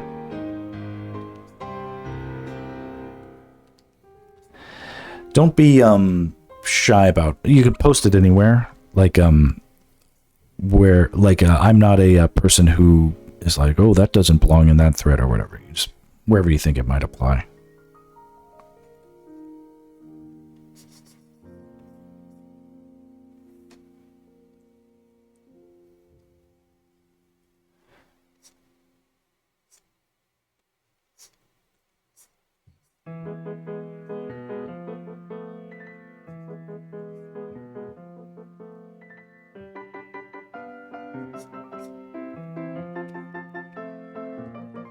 there's going to be a very bright reflection off this sword that is going to cast light over here on this part of the scene as well.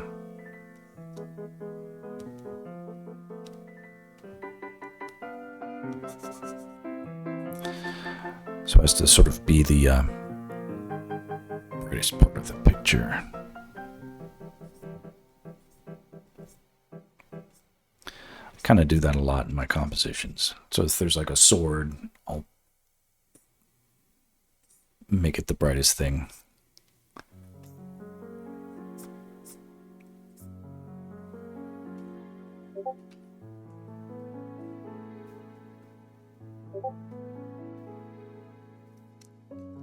All right, let's see here. We've got to pick.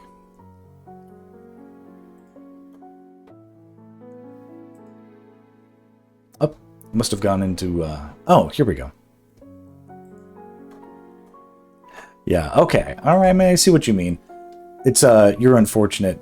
My brother looks pretty dashing here. It's a good picture of him. All right. Let's.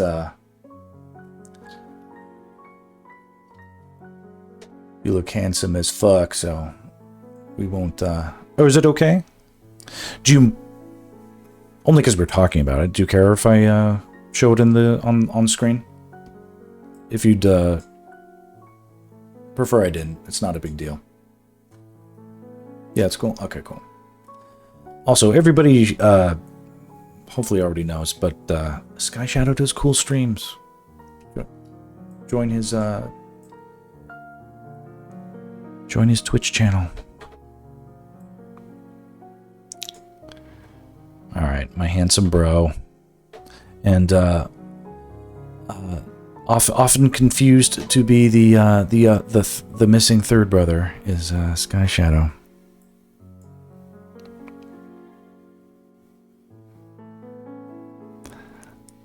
I like your fun outfit. That's cool.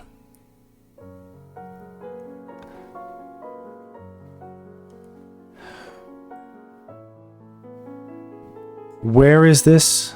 Where did you guys see each other?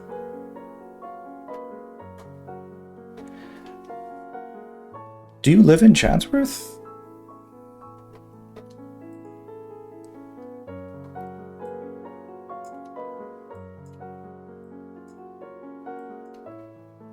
I mean, you don't have to disclose, but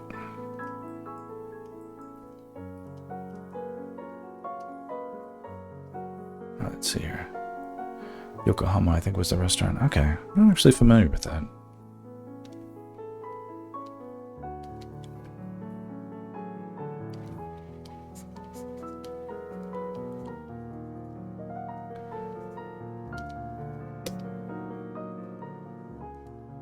Do you do any drawing these days? I've seen your drawings you did when you were younger. I was pretty impressed by that. I'm going to be branching out my fan arts to beyond the Zeldaverse. I think I was trying to allude to that part of the conversation before I got distracted by balls. But the importance of balls. Not letting you strapped for time. Yeah, I totally get that.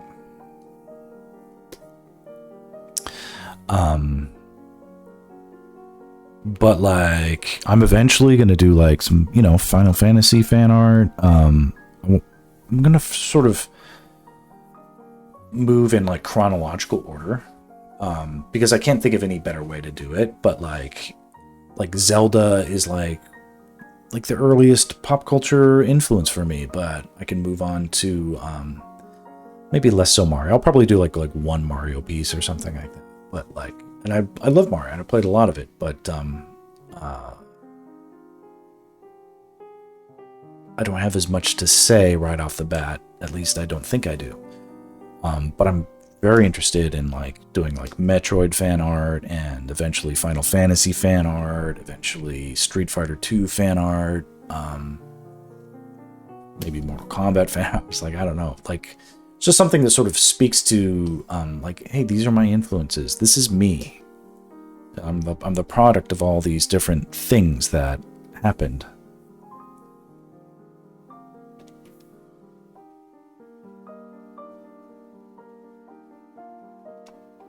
This stuff lives rent-free in my head, and now it's time to come out.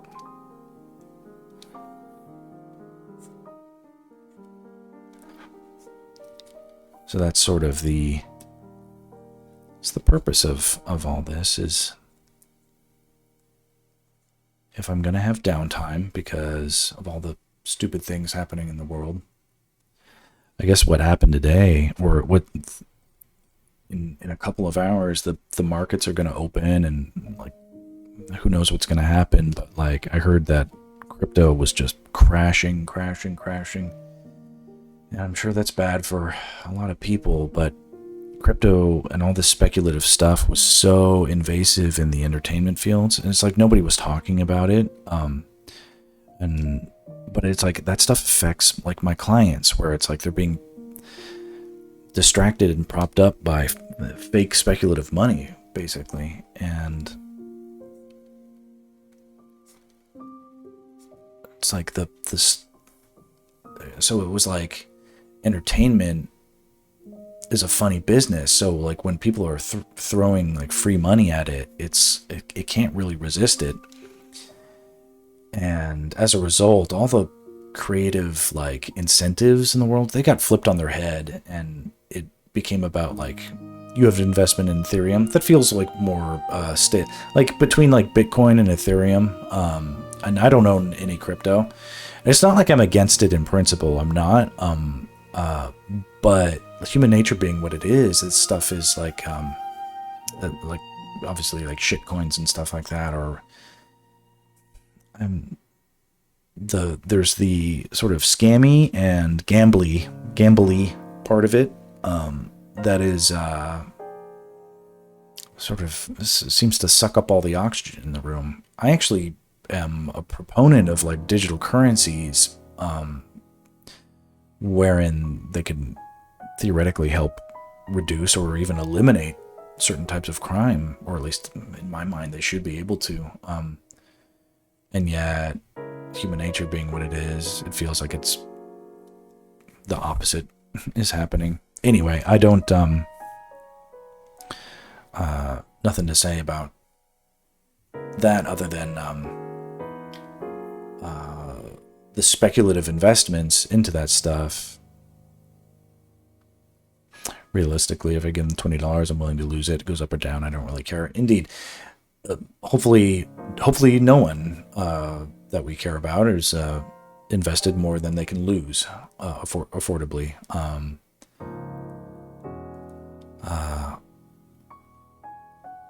Because that would be responsible. And it can make it fun, you know, it's a little skin in the game. I totally get that. And I would have totally, a lot of the crypto stuff was taking off right when my daughter got sick, for instance. And it was, you know, because I used to enjoy messing around in the stock market and stuff like that. I had to completely liquidate all my stocks when Kiki got sick. It was something where I had to leverage everything in my life, pretty much. But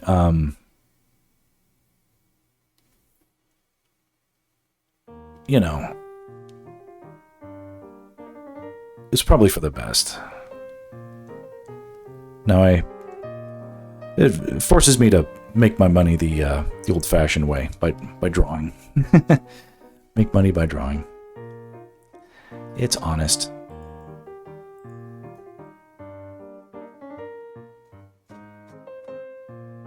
Or it feels like it's honest. But I have clients who they were,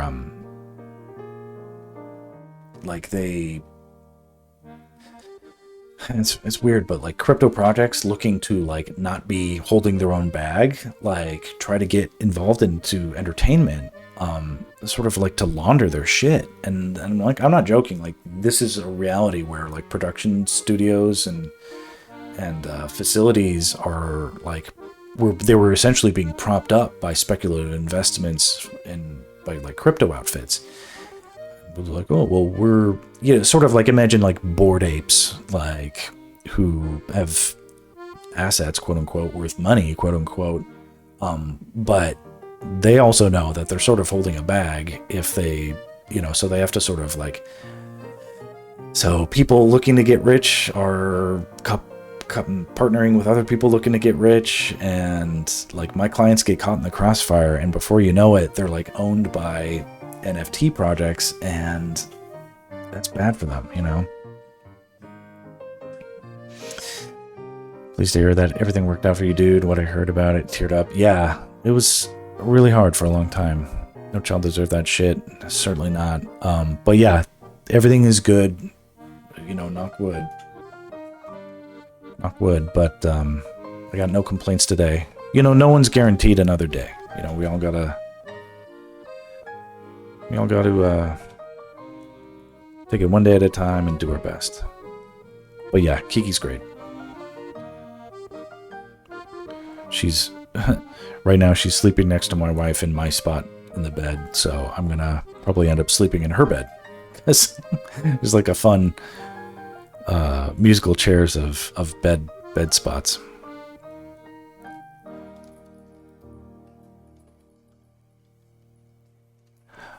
You've almost been hit by a bus twice? Trust me, I know. Oh my god, yeah. Jeez.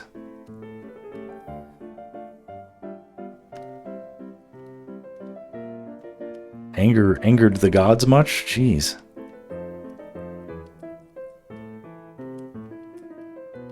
It's like Final Destination shit.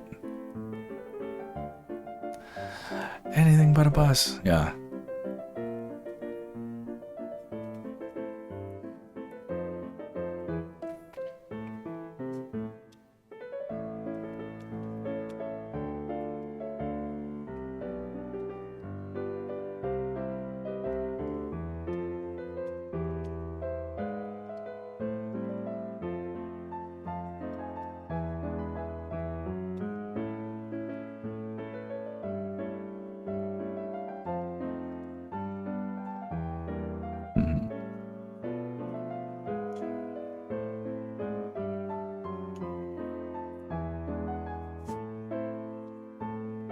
Oh, two questions at the same time. Quick question on this bunny waifu, if you got a second. I'm just messing around with hairstyles, wondering what pops out.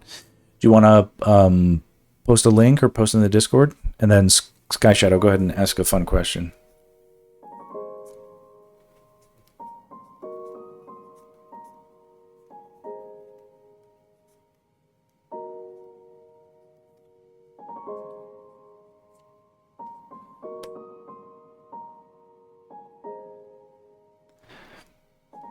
Right now, this is introducing a new light source that is so dramatically different from the others in terms of intensity. It looks out of place because that light isn't fully integrated throughout the scene. So right now, what this sort of looks like is that there's like white paint.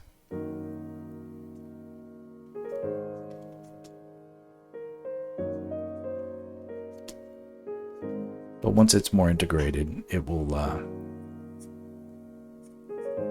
like throughout, like the effect of it is consistent, then the illusion will be more complete.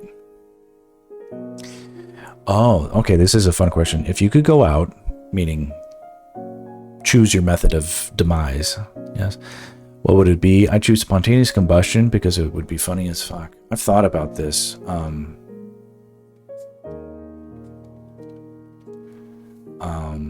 I don't know if it's quite answering the question, but I'm particularly concerned about having a demise in, like, well, you were mentioning, like, getting hit by a bus, but I just feel like probably the most dangerous thing I do on a daily basis is just get in the car and drive. So hopefully, but it's like the last thing I want to do is, like, die in a car accident or, have anybody or cause an accident that causes problems or anything like that. So it's something I think about and worry about. But I've done what I can. Bought a big safe car, big Subaru I drive my kids around in, and everybody knows how to put on their seatbelts and stuff. We're as safe as we can be. So, if it was up to me, I don't know. I'd probably, let me think. gladiator combat. I don't know.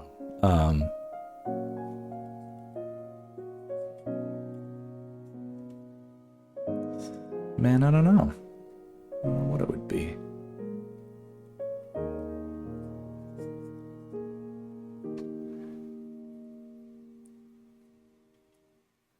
Super, super high in a different dimension. Yeah. Yeah, like if you, I don't know, you overdose on cool drugs or something like that. I don't know. Probably another way I'd likely to go.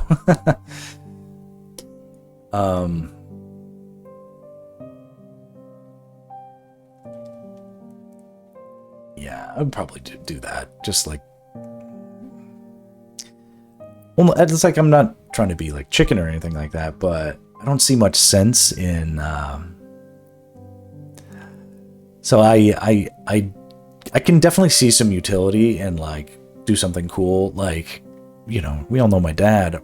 If I wanted to and it made sense, I'd be like, okay, it's like mix up all of his bombs into like one big bomb and blow myself up, right? Nobody has died from an alien abduction that we know of.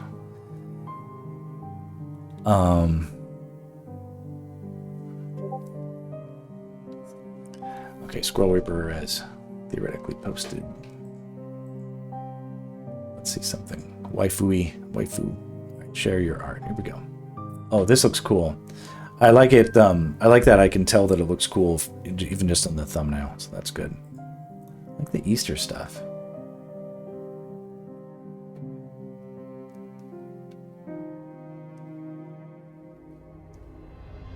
I'm trying to spot the difference in the pictures. Here, I'll bring it in over here.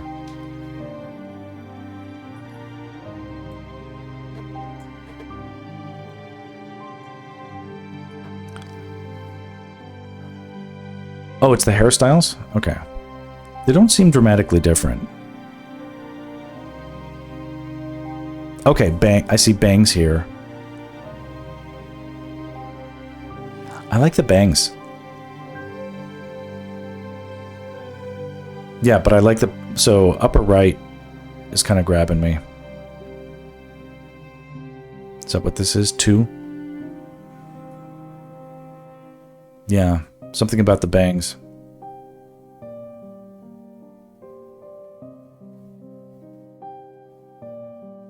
I think we have a consensus here. Yeah.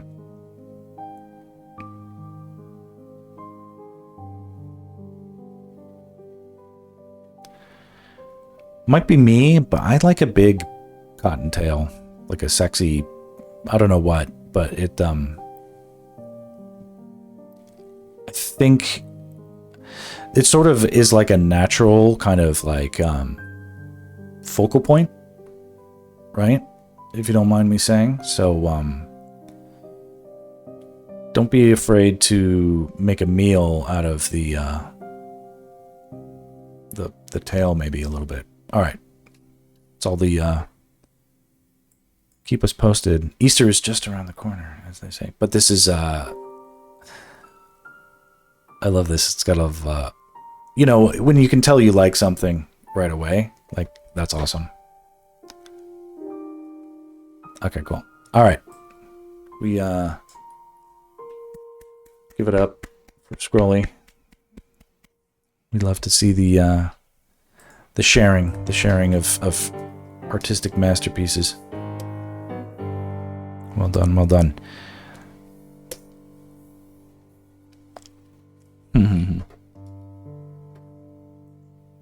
Speaking of bunnies,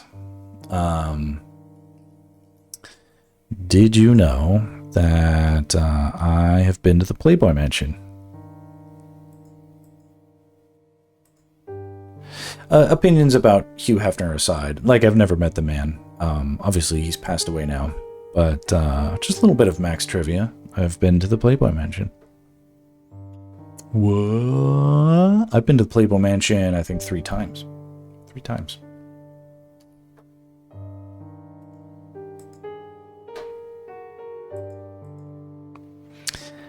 How was it? Well,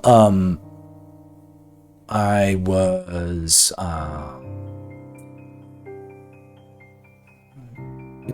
This probably says, how can I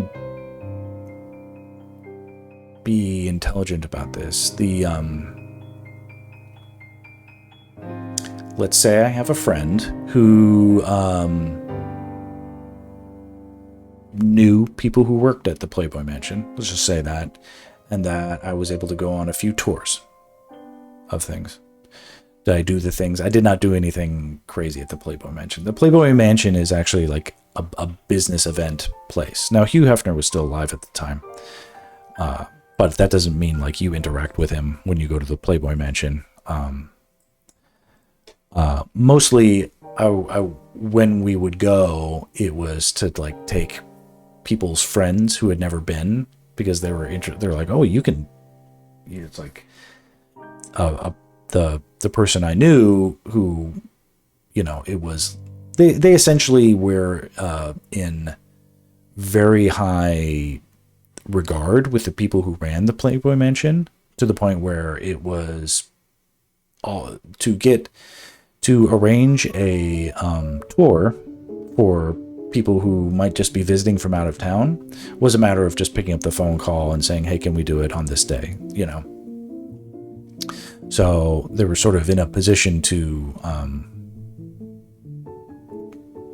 be sort of accommodated. And it happened 3 times that I was able to be there for, because this person maybe once a month had business at the Playboy Mansion. So, and it was the kind of business that helped the Playboy Mansion like function well. So it was sort of like, you're helping us, we can help you by doing this cool thing, which is like, you know, give your friends tours. So I got to go a few times just to do that. What's interesting about the Playboy Mansion is that it has a fully licensed zoo on the premises. It's not that like obvious, I think, when people think of Playboy Mansion, but they had like hundreds of exotic birds and very interesting like monkeys. I don't want to say like I know much about the specific monkeys or whatever, but there's like tiny cute monkeys. There were it's not an ostrich, but it was like a really tall big bird. Oh, peacocks. Yeah, there are peacocks just all over the place. And they had a mother goose, like an old goose. It's just funny, like the things that are at that place. And they're probably gone now. I think it's under new ownership. Hugh Hefner passed away many years ago. So that, you know, we don't go on tour anymore. That's not a thing we do, haven't done in years. But while it was possible, we actually did that. This guy says, I met a gamer porn star and she was cool as fuck. She would want to play me in Mario Kart, but to be fair, makeup goes a long way. She informed me about shit I didn't know and the performing arts. Okay, interesting. Yeah. Funny business. I can't speak from a performer's point of view or anything like that, but I can't look at adult things the same again. Yeah, you don't want to see how the sausage is made. Let's see here.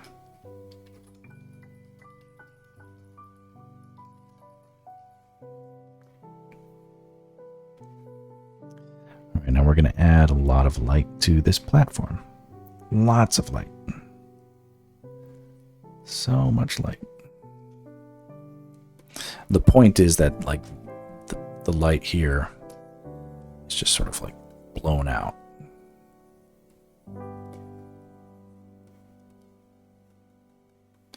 Oh, but there's going to be a shadow. Like Link is going to actually cast a shadow, so I can't just do it everywhere. She fucked you mentally.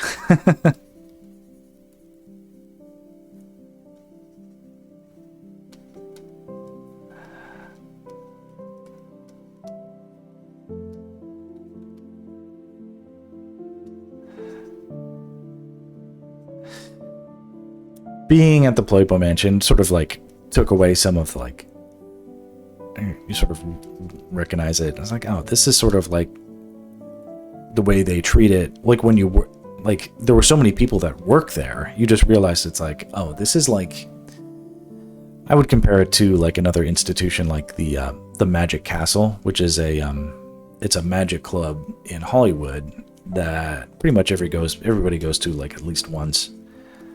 And it's like a restaurant, and they're like revolving entertainers, and famous people come and go, do their acts and stuff. But it is just interesting to see.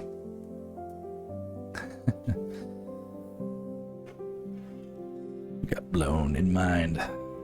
Mind blown. I feel like this is not the right color. Try this again.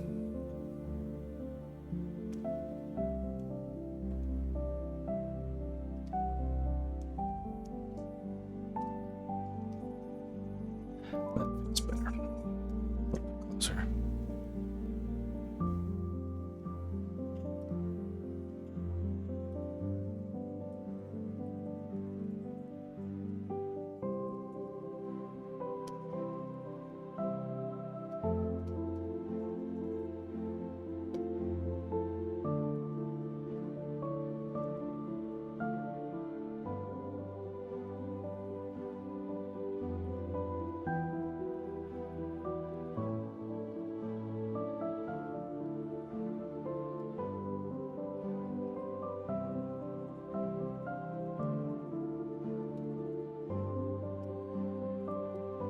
So if the light that's hitting the ground here feels bright enough, because that's important, it needs to feel bright enough so that like bounced light happens.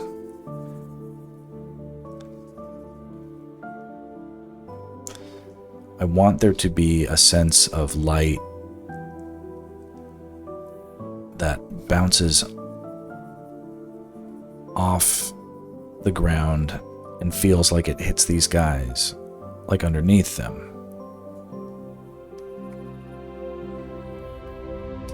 So like light coming down and then bouncing back up. So they'll be sort of lit with a cool, intense red light from beneath too. That's the idea, theoretically.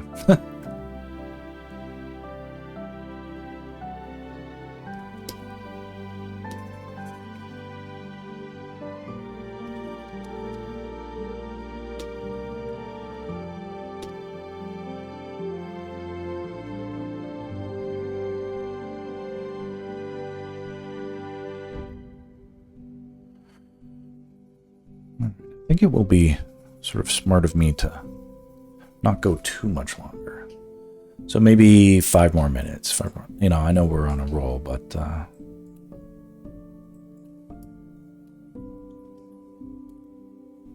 think 2.5 hours is a good stream length.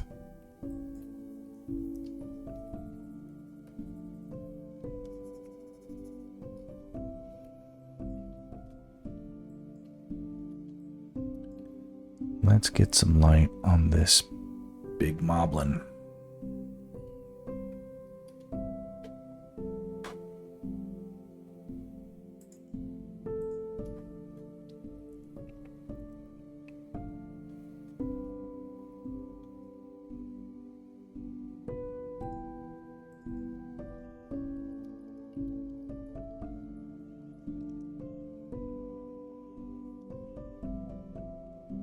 Okay. Bright, bright, bright.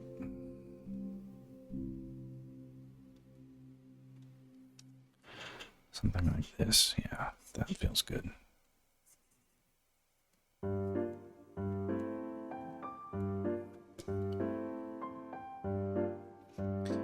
I think about at this point, it starts to feel like, oh, it's sunlight. It's not just white paint. Because it's hitting everything.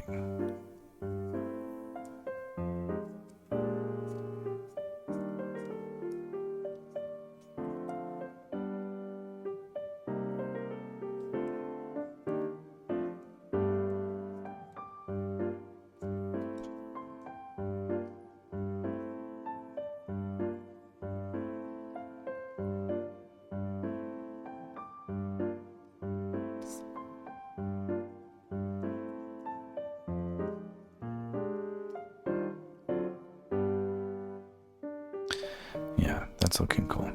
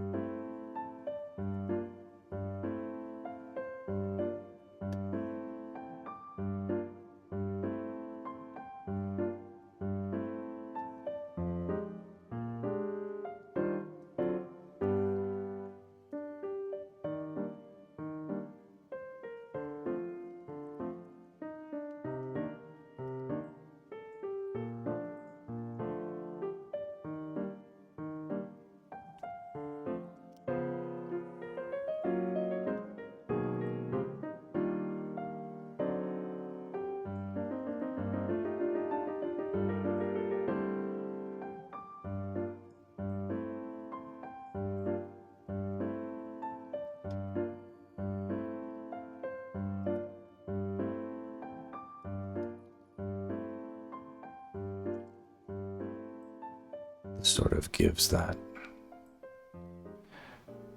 It's a kind of a quick fake impression of that light coming down and hitting.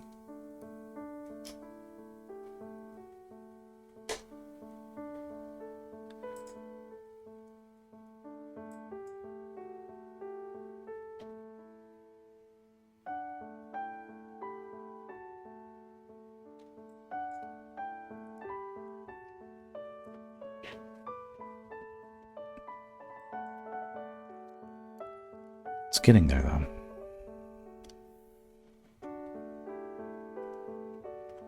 Bright, bright, bright.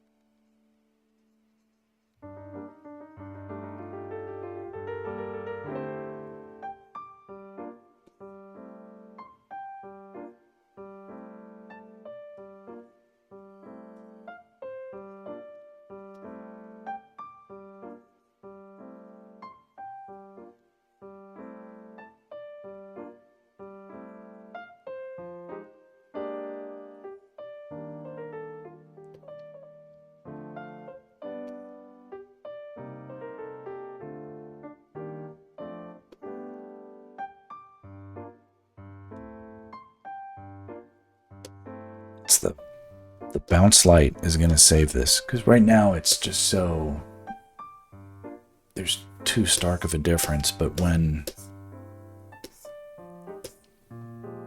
let me go a little further. I don't like, now I have to prove to myself I did the right thing.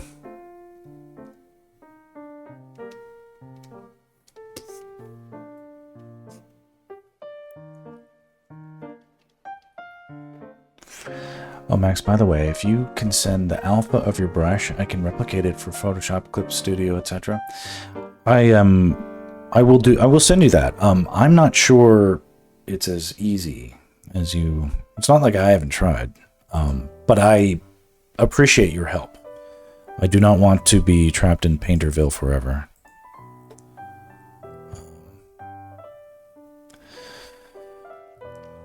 But Squirrel Reaper, you must never share the secret. Well, it's not like I'm trying to be a butt about it, but I'm also not trying to make a big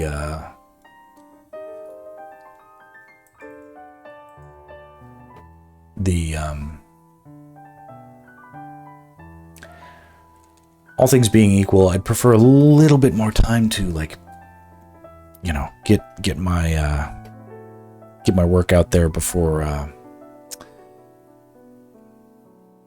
Because actually, a lot of people are like, it's not like a lot of people, but like I'll post stuff on Reddit and people are like, so what brush are you using, dude? And I'm like, it's, you know, it's a brush I have, but it's a question comes up a lot, and I wouldn't be surprised if it is something that people in the future are, you know, more curious about and would like to see about it. If it can be easily replicated, it's not something I would be trying to make money out of necessarily, but I like the idea that for right now, it's sort of distinct to my style, right? So it's sort of like, I'm not in a big hurry to. I need to somehow leave Painter, but I also don't want to have a. Being trapped in Painter sort of like forces the. It's sort of like a moat that keeps me in, but also keeps others from sort of, I don't know, easily accessing, or it's a little more difficult for people to, not that anybody wants to, but emulating my style would be pretty difficult without the brush that I have. But things must change over time. It'd be better for humanity for me to share it eventually anyway, for reasons I'll get into eventually, but so Scrolly, yes, that will happen. It's essentially a. The problem is not the alpha. The problem is the dynamics of the brush, because of the rotation and the. So it's like the tilt of the brush controls the size, as well as the. Yeah, there's like the rotation of the brush and the tilt of the brush seem to matter.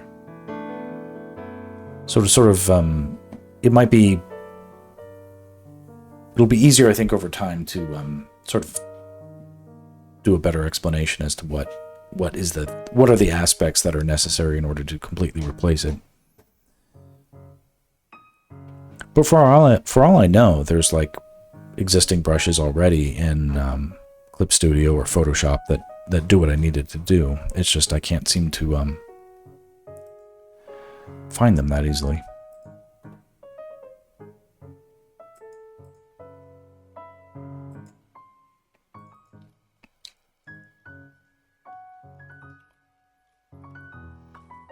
But it's like more so than is my like possessiveness of the brush, the need to move away from Painter onto more stable functioning programs, that's a higher priority.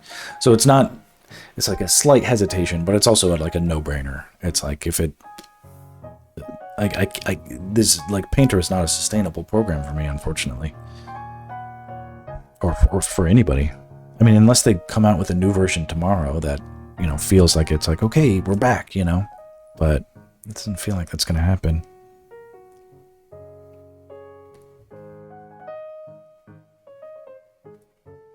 But I appreciate, if nothing else, even just the offer to help. That's awesome.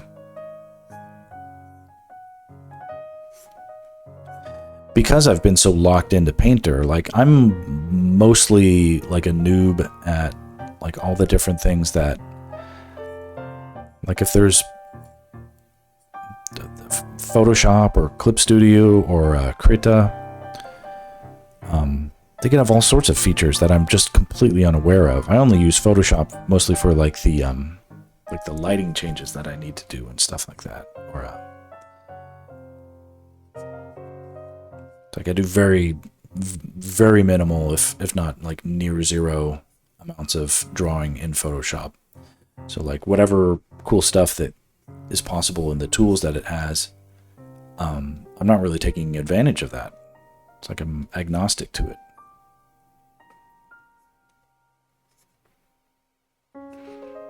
Which is probably silly. But also, it's like, Adobe's kind of a shitty company these days. I mean, not even kind of, but...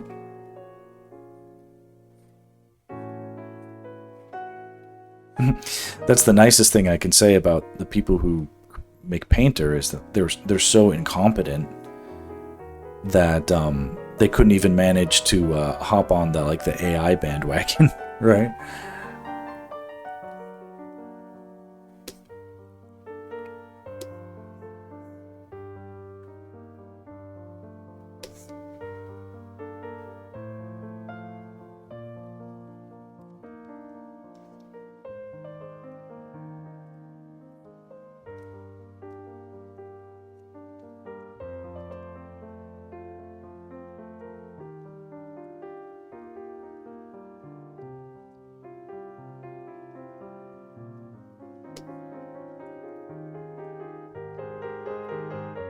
Just a couple more of these guys.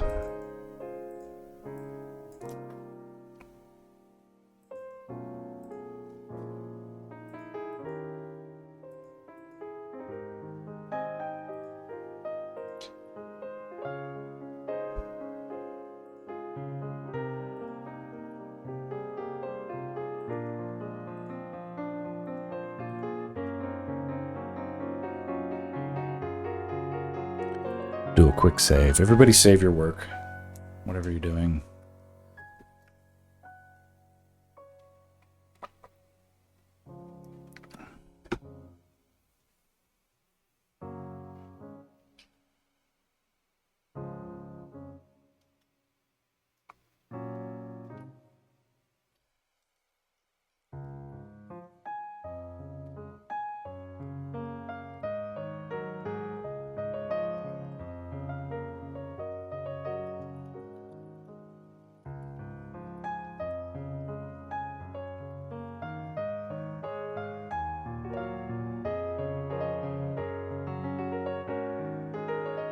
Okay.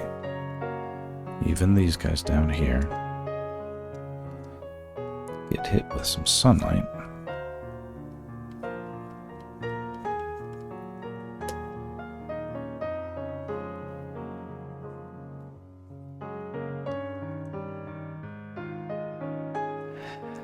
Is the 10th Easter? Wait. We need to bust this piece out already, closing in on the 10th. What happens on the 10th? Oh, want it ready in time to ship before Easter if sales even happen. Okay, Easter's on the 20th. No, it's helpful to have a deadline, yeah. A ticking clock is a great motivator.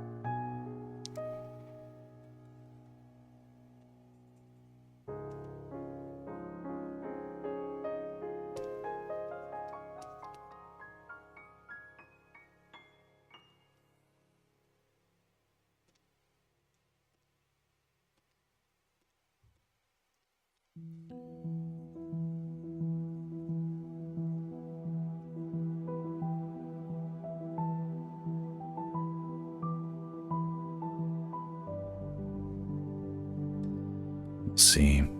I need to keep pushing. I know it's getting late, but the closer this gets, it's like I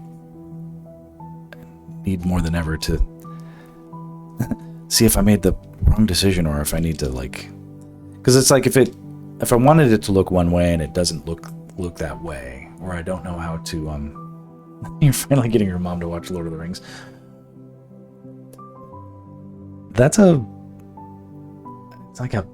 Getting someone to watch Lord of the Rings is it's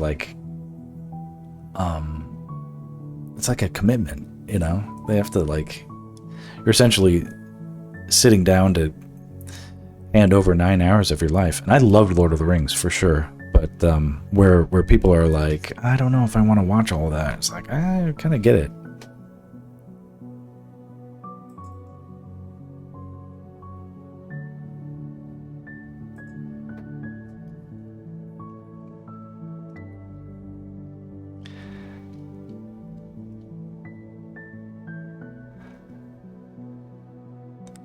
It's like watching all the like episode 4, episode 5, and episode 6 of Star Wars, right? It's like prepare for a saga. That's cool that she's willing to. It was pretty funny to see the jump scare get my mom when Gandalf tries to pick up the ring at Bilbo's and the Sauron scream pops up. Yeah. Question is Strider a bad guy? Yeah. Oh, that's funny. So when Lord of the Rings came out, most of my friends had like read the books and they were totally psyched about it. And I didn't know anything about Lord of the Rings. I really didn't. I mean, I knew that like orcs were like monsters and there's some dragons and stuff, but like I did not know. To me, the entire thing was like a fresh new universe. So it was very much for me like how Star Wars must have felt like back in the day, where you're just like, wow, this is awesome stuff.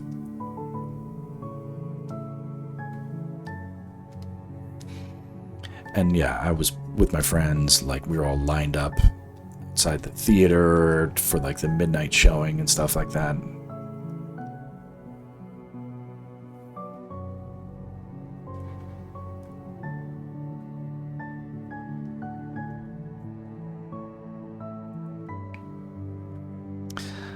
Well, you're a good son to expose your mom to real culture like that. Okay, I think we're ready now.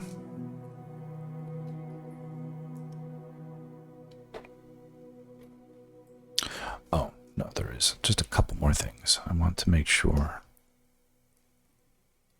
I want to see if I can justify just a little bit of that sunlight hitting Zelda's feet.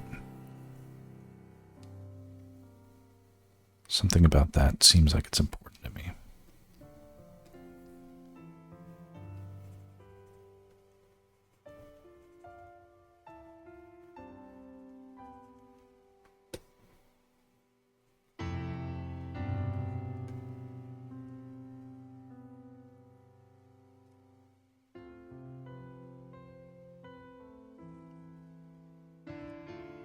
Especially on a cold day, it hits different. Sure.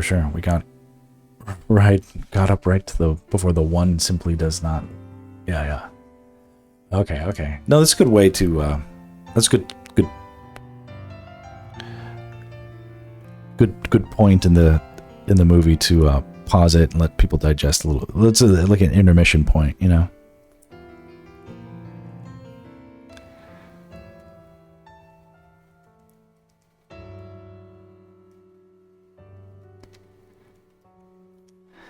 I keep coming back to like that line of Boromir where he's looking at the ring at the beginning and he's like, it is a gift, you know. It's a gift. Like he wants to feel like the power is like he could be justified in taking that power, using it, that like he could do the right thing with it, right? It's like it wouldn't be bad if he was in possession of it. And it's like I keep using that as it's like my go-to metaphor for like the rationale that the AI bros, or not even like AI bros, but people who like should know better but still justify using it. They're like, yeah, but it's a tool. It's like yeah, but you don't understand what it's doing to your soul, you know. It's possessing you.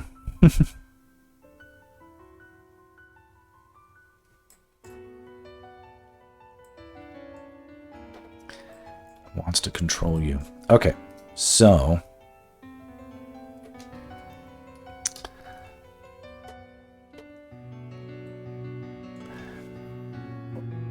let's see here. She also got the feeling that Boromir is a bad guy when he picks up Aragorn. Yeah, when he first meets Aragorn and he picks up the shattered sword of Isildur, his dad pressured him and gloated him to that point. Mm-hmm.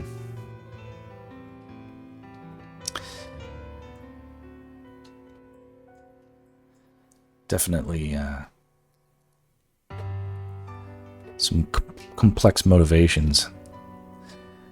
Okay, so this is like a critical point right here. This is for all the marbles.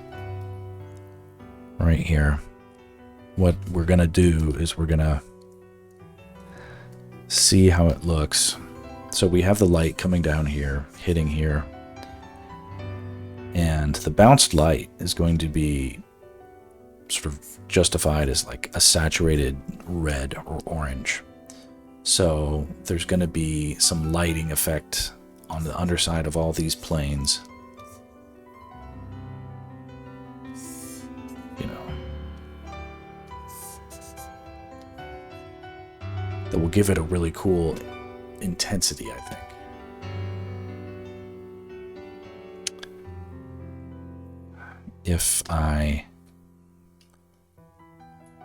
If my brain can do this right, and I think it can, but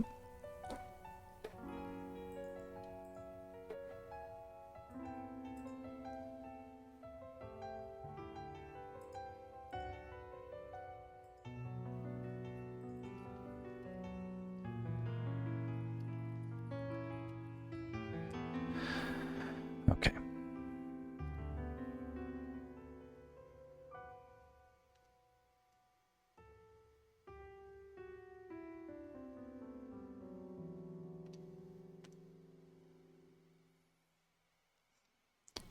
How does that look? That looks about right. I think I might want it a little more red.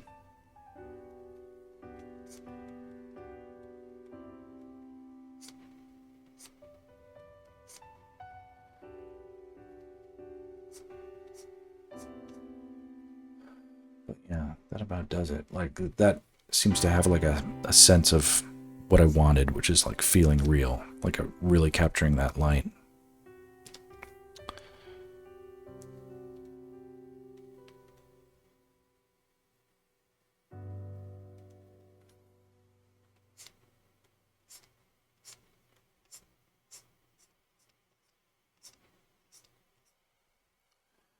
Yeah, that looks cool.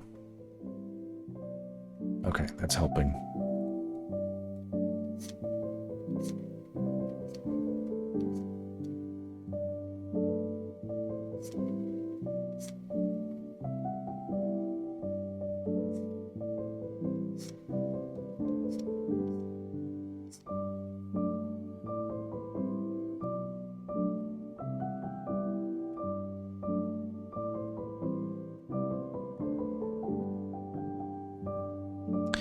It might be a little too bright, but I can still, because it's on its separate layer, I can dial it back if needed.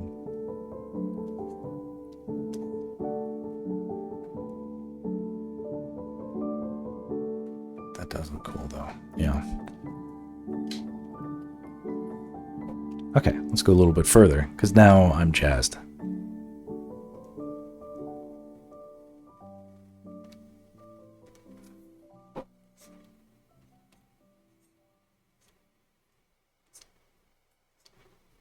Yes. Yes.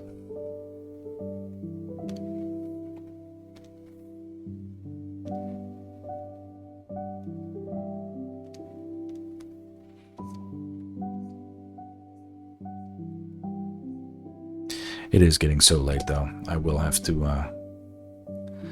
call it quits in a minute. But now I don't have that kind of self-doubt that I was worried about.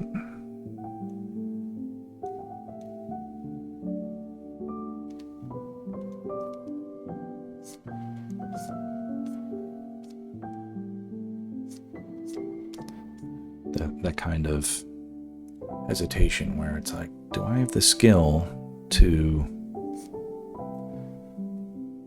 sell the lighting effect the way I see it in my head?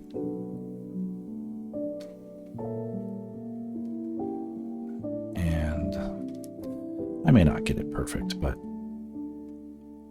I think I can sell it. I think I can pull this off.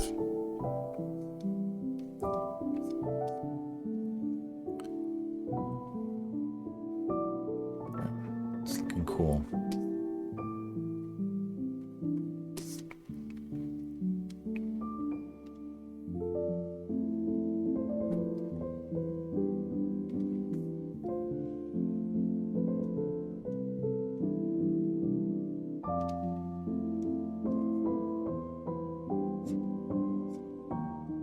Yeah. Yeah. Yeah.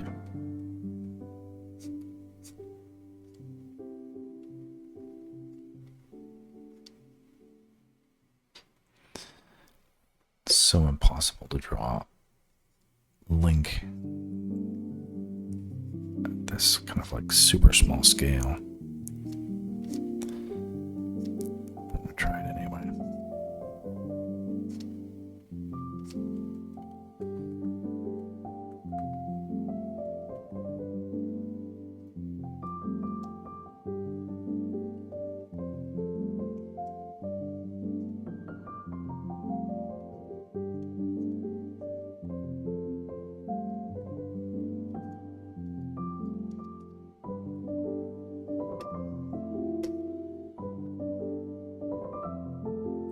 Yeah, that's looking awesome.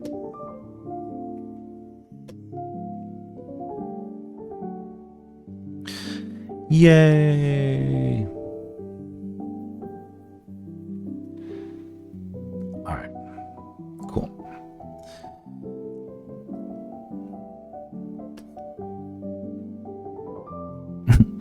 Now I just don't want to stop.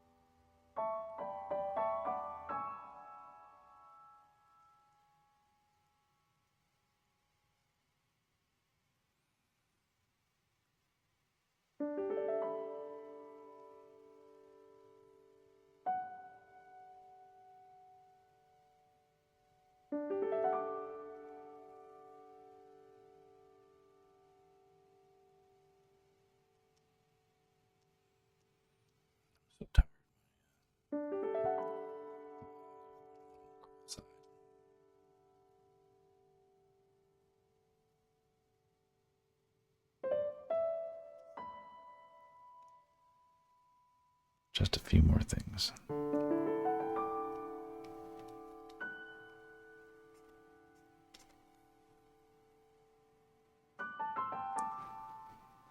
But yeah, you want to stop drawing when your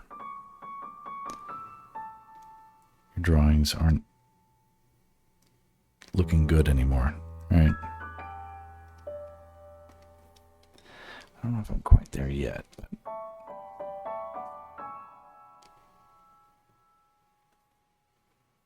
theoretically there's a limit.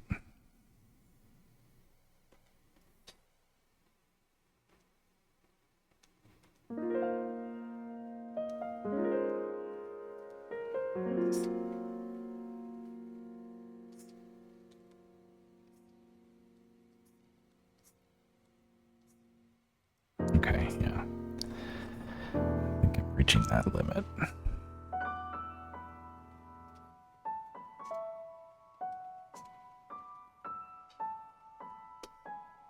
Mm-hmm.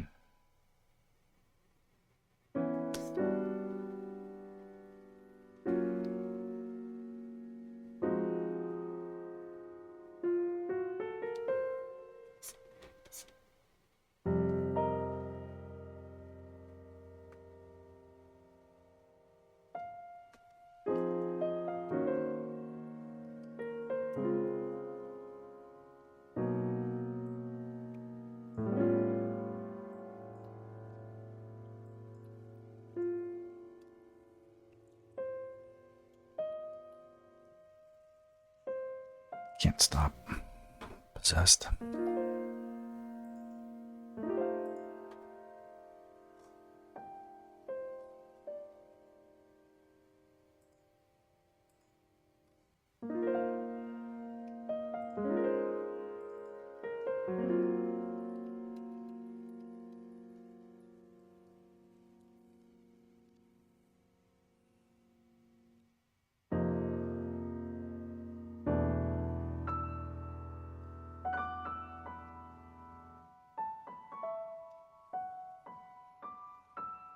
Yeah.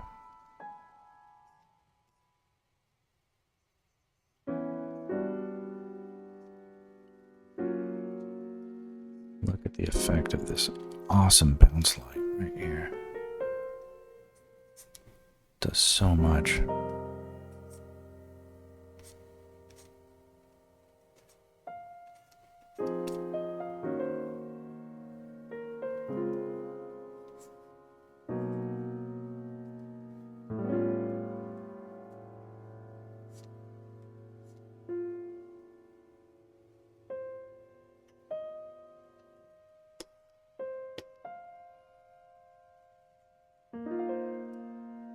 Really smooths out.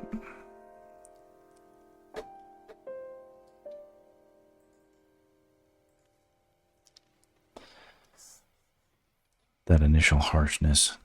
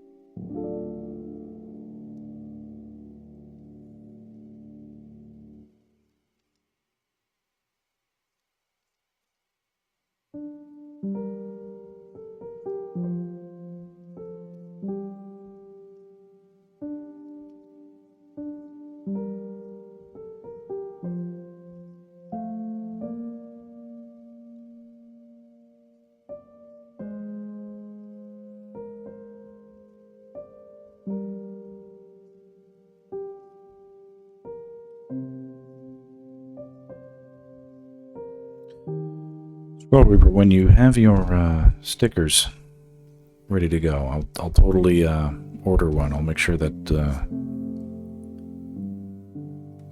I'll be a good test client for the quality and help you sort out the customer experience. It's an unbiased, trusted third party, right?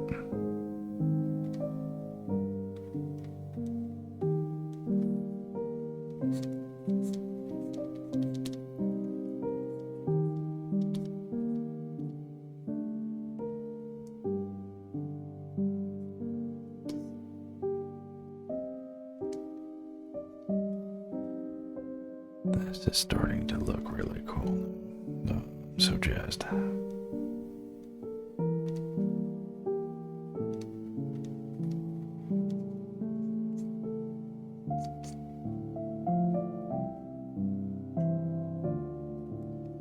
Yeah, totally.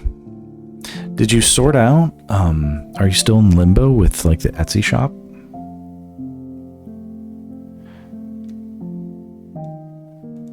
You mentioned that the other day, and I'm sure that was discouraging. I hope it's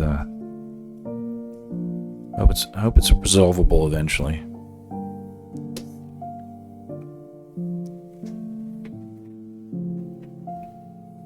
Still in limbo, but you're on Go Imagine. Okay, so that's an alternative, hopefully.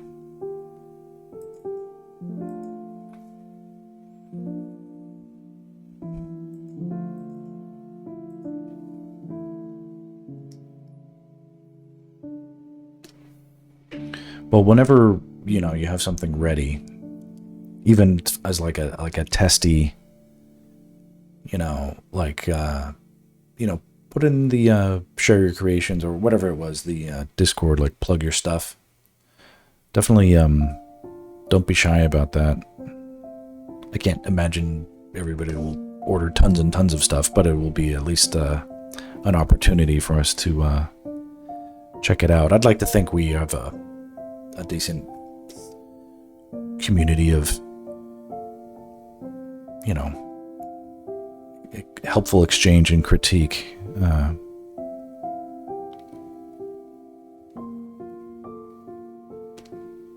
I know that's what I use everybody for, so.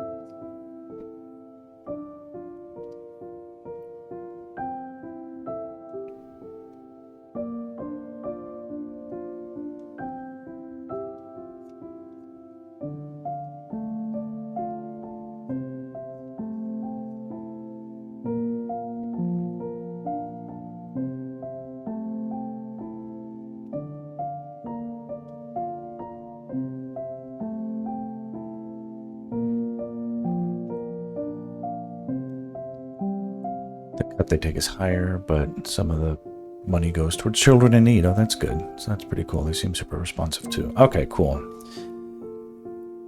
Yeah, Etsy. I don't hear a lot of great things about Etsy these days. I'm not like in the know about what is or isn't good for whatever reason, but what I hear about, I just feel like I hear a lot of complaints and not a lot of praise. Etsy is run by corpos now. Yeah, exactly. So the enshittification is set in. It's definitely something that I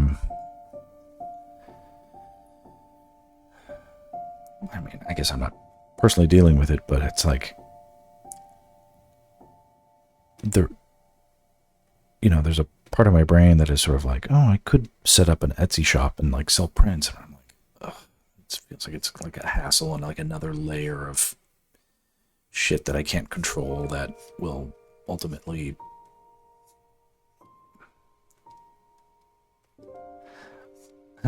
another thing that will be frustrating. Right.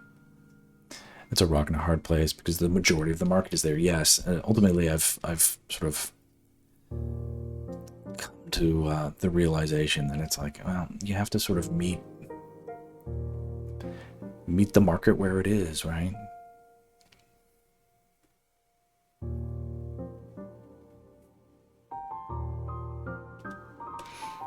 Realistically, what else is there? I mean, until there are other alternatives, it's like you just can't wait for, well, it's like, well, such and such isn't perfect, so so I can't do it till something is perfect. And it's like, That's not what I would recommend. But part of me wants to be like, oh, let's, you know, I should wait until something is perfect. And it's like, no.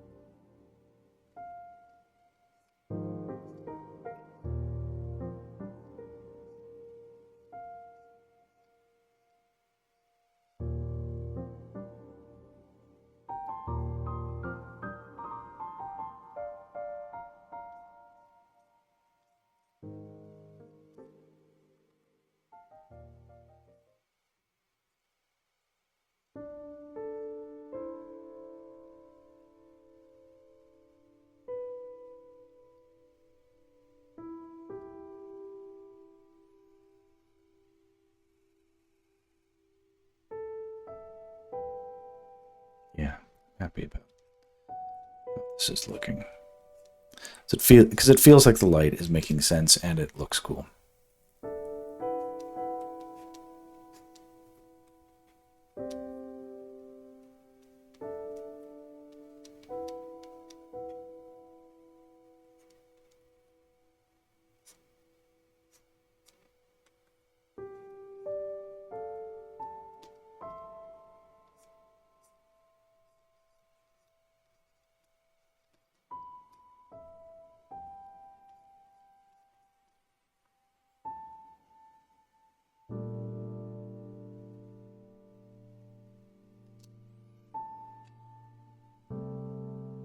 I will probably stop in maybe 5 minutes because now I'm at a place where I'm like, okay, cool,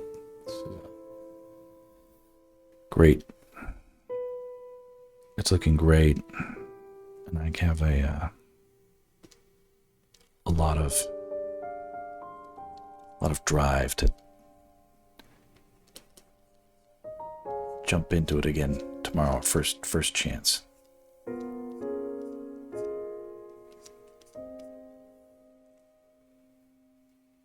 Liam, welcome back, man. The way you handle lighting is actual wizardry. I'm trying to do justice to the magic.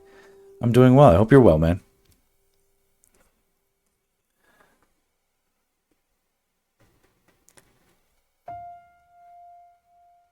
Yeah, the magic is happening here. Liam, you don't have to, but there is a Discord that I have, or maybe you're in it. If you're in it, you don't participate. You don't participate.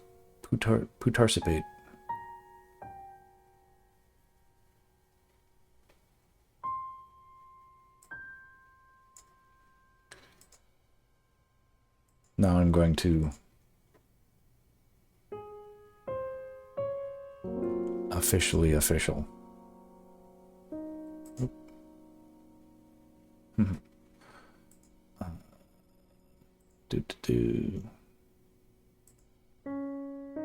Invite, copy.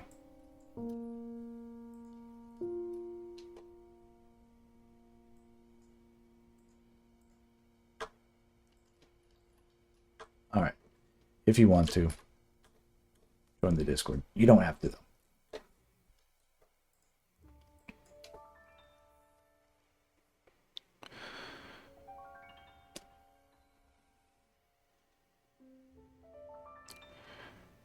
Adding light.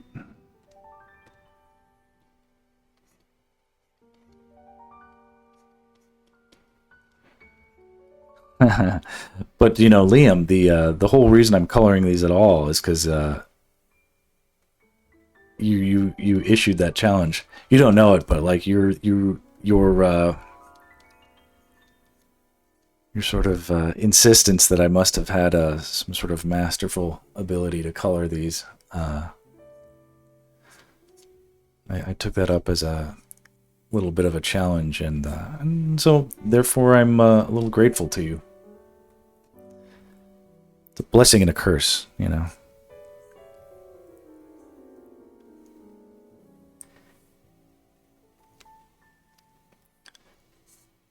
Sort of so like, okay, well, that's a worthy quest. Not an easy one, but it's a worthy quest.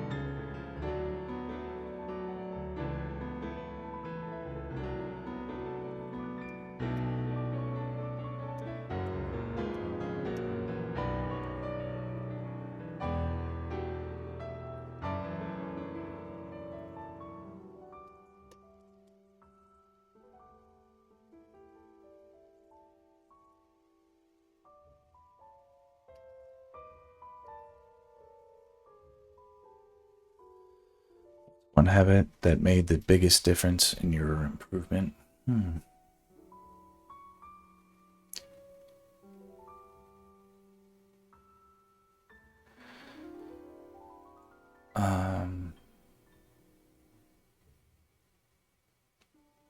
I think it's important to I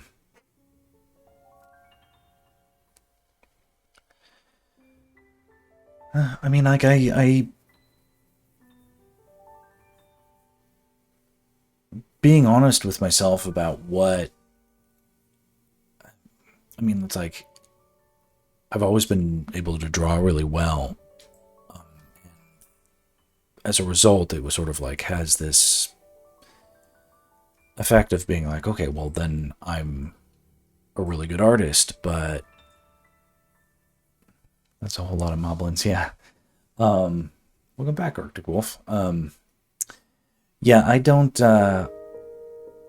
it was hard for me when I was younger to admit the stuff I didn't know very well. Like when I was younger, I had a good sense of composition, but I didn't really. There was just a lot of like, I had some hubris where I wasn't good at admitting where I had weaknesses. You know, I was so good, so strong at just like drawing with a pencil, for instance. It was very difficult for me to acknowledge that, you know, I needed help with color, and I needed help with composition, and I needed help with drapery, stuff like that. And the help really was just sort of like, I just needed to practice and study and look into books and like really see what I could. Liam, for me, like where I turned a corner that I really needed to was the studies. These days, when I was in my 20s, I made a habit to simply, like if I liked an artist, I would just find everything I could that I could get my hands on. This is sort of like back before the internet was sort of, in the early 2000s, believe it or not, Pinterest didn't exist, and finding good images for references online, sort of challenging. but like I would go to comic book conventions and I would see all kinds of different interesting artists,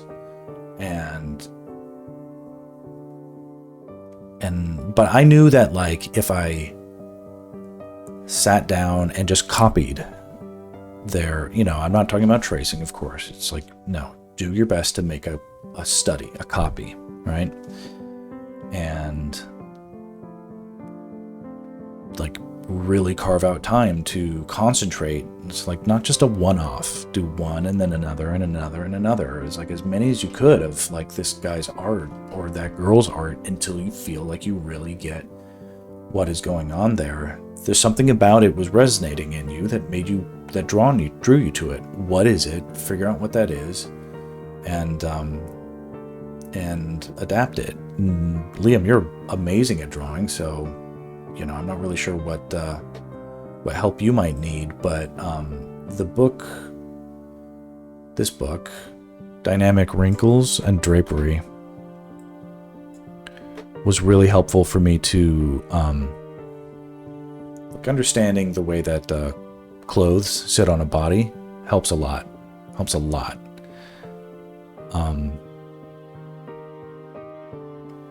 The diagrams in this are, because it's like anatomy is one thing, but then it's like, most people aren't naked. It's helpful to know how to draw clothes that look normal on people. It's more challenging than most people think it is. For me, for sure. But I drew that book front to back probably twice, and I've got the sketches to prove it. Not at hand, but one day I'll bust them out. That sort of stuff is super important. But like for me in my career, learning how to render clothes well was a big thing that helped set me apart in terms of realism from a lot of my peers. Are those called master studies? I'd say so. Bern Hogarth is a master of anatomy and a master of pretty much everything else. I mean, anything, like when I wanted to get good at drawing hands, I did what everybody else does. I drew hands. Like I drew them.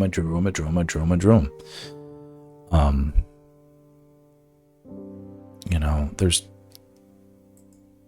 the way that I learned is probably the way that everybody else learns.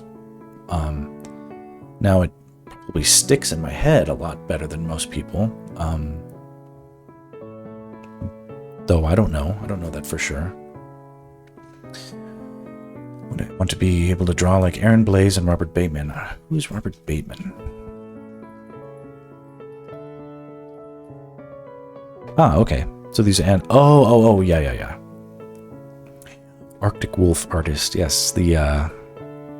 Why would you want to know how to draw? Just kidding.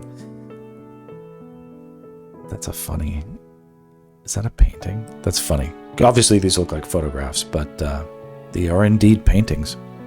Canadian naturalist and painter. Amazing stuff. And Aaron Blaise, as we all know, is the sort of like Disney artist. Famous animator. Does these great, Old Maxie, very talented drawer of animals.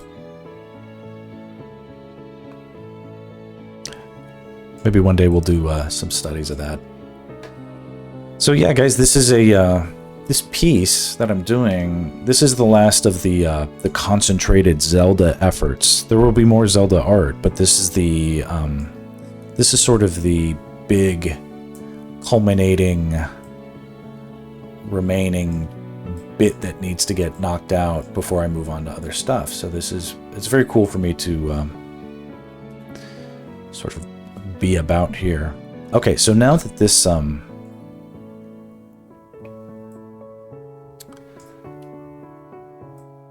we're not fully there yet, but I want to do a little bit of a sneak preview.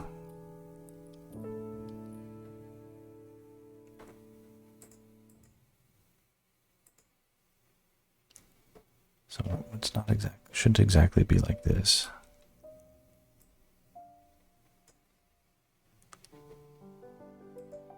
It's almost too bright. There we go.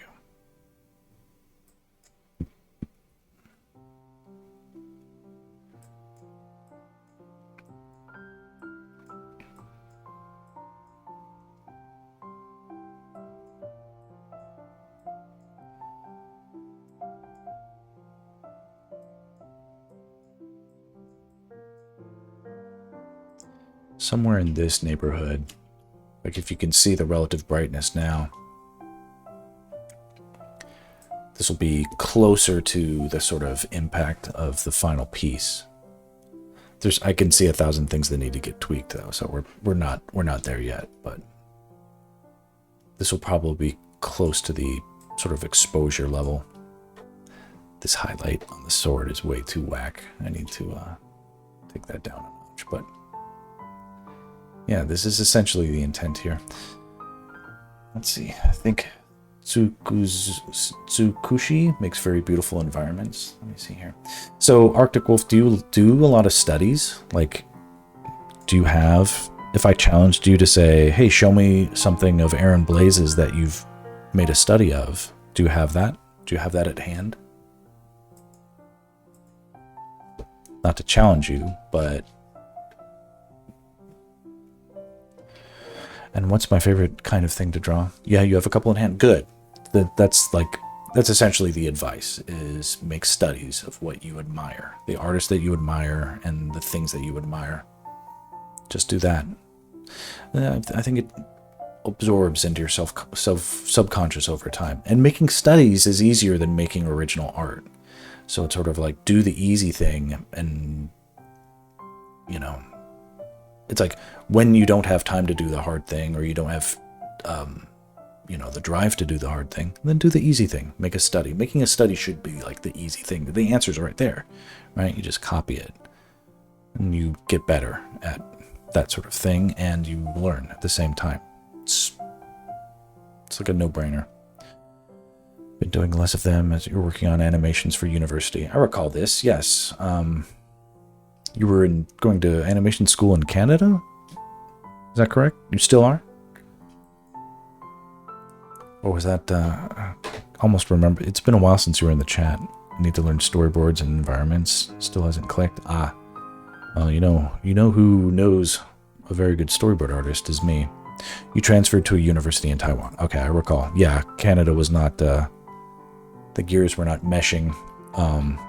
I also went to animation school in Canada for a few months and didn't like it. You're too broke to pay for a lesson, unfortunately. Oh, I don't even offer classes. This is as good as you can get right now. It's just popping in here. You can challenge me with whatever's on your mind.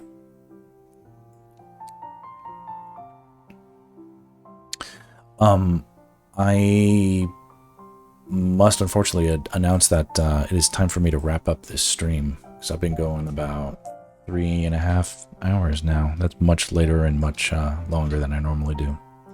But I've been on a roll with this one. I'm happy to put in the efforts. It's very well indeed. Arctic Wolf, I don't know if you know, I have a YouTube channel where I post the VODs.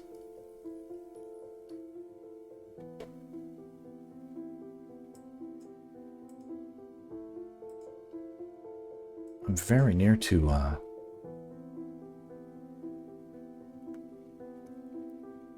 I'm nearly there to 100 followers.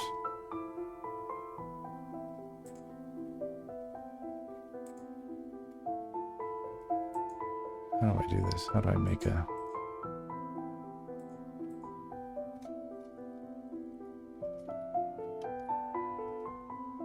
Is this me? Yeah. There we go. There it is.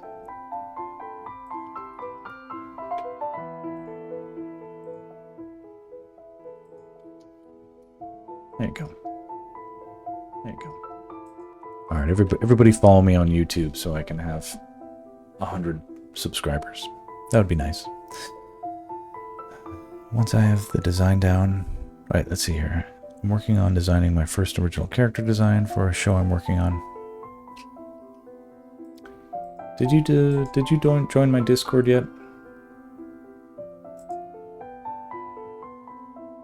It's like you don't have to, but it's just sort of seems like you're in the zone.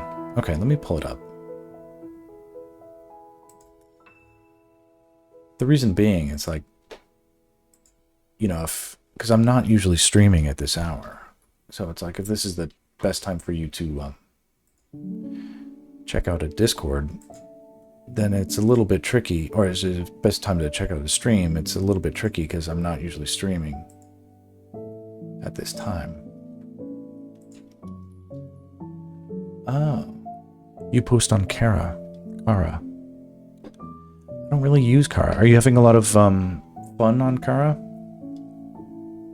I have an account. I just feel like advertising to or showing my art to other artists.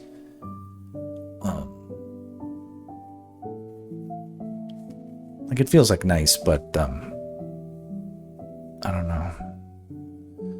You have many flaws in your art. I gotta improve, otherwise my show won't come to reality. Yeah, for sure. I post on Crowd because other people don't need to log in to view your art. Okay, that makes sense. You can post a link in the chat. I think you already did, maybe last time, but you know, it's a sort of an open forum. You can share. And if you join the Discord, it's you can post links there too. Okay, it is the hour to finish up for me, so I'm going to do a little. We must do what we must. What happened here? Oh yeah. Okay. Yeah, I deserve my rest, my beauty sleep. What?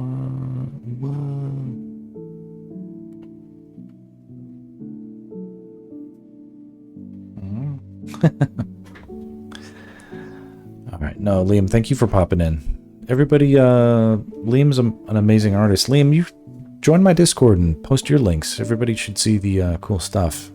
We have you to blame for all the color, great, amazing color I've been learning how to do. So it's good. All right. I'm on a mission of redemption here, so there's no gatekeeping. I'll be doing my best to help everybody out. God, what was I gonna do?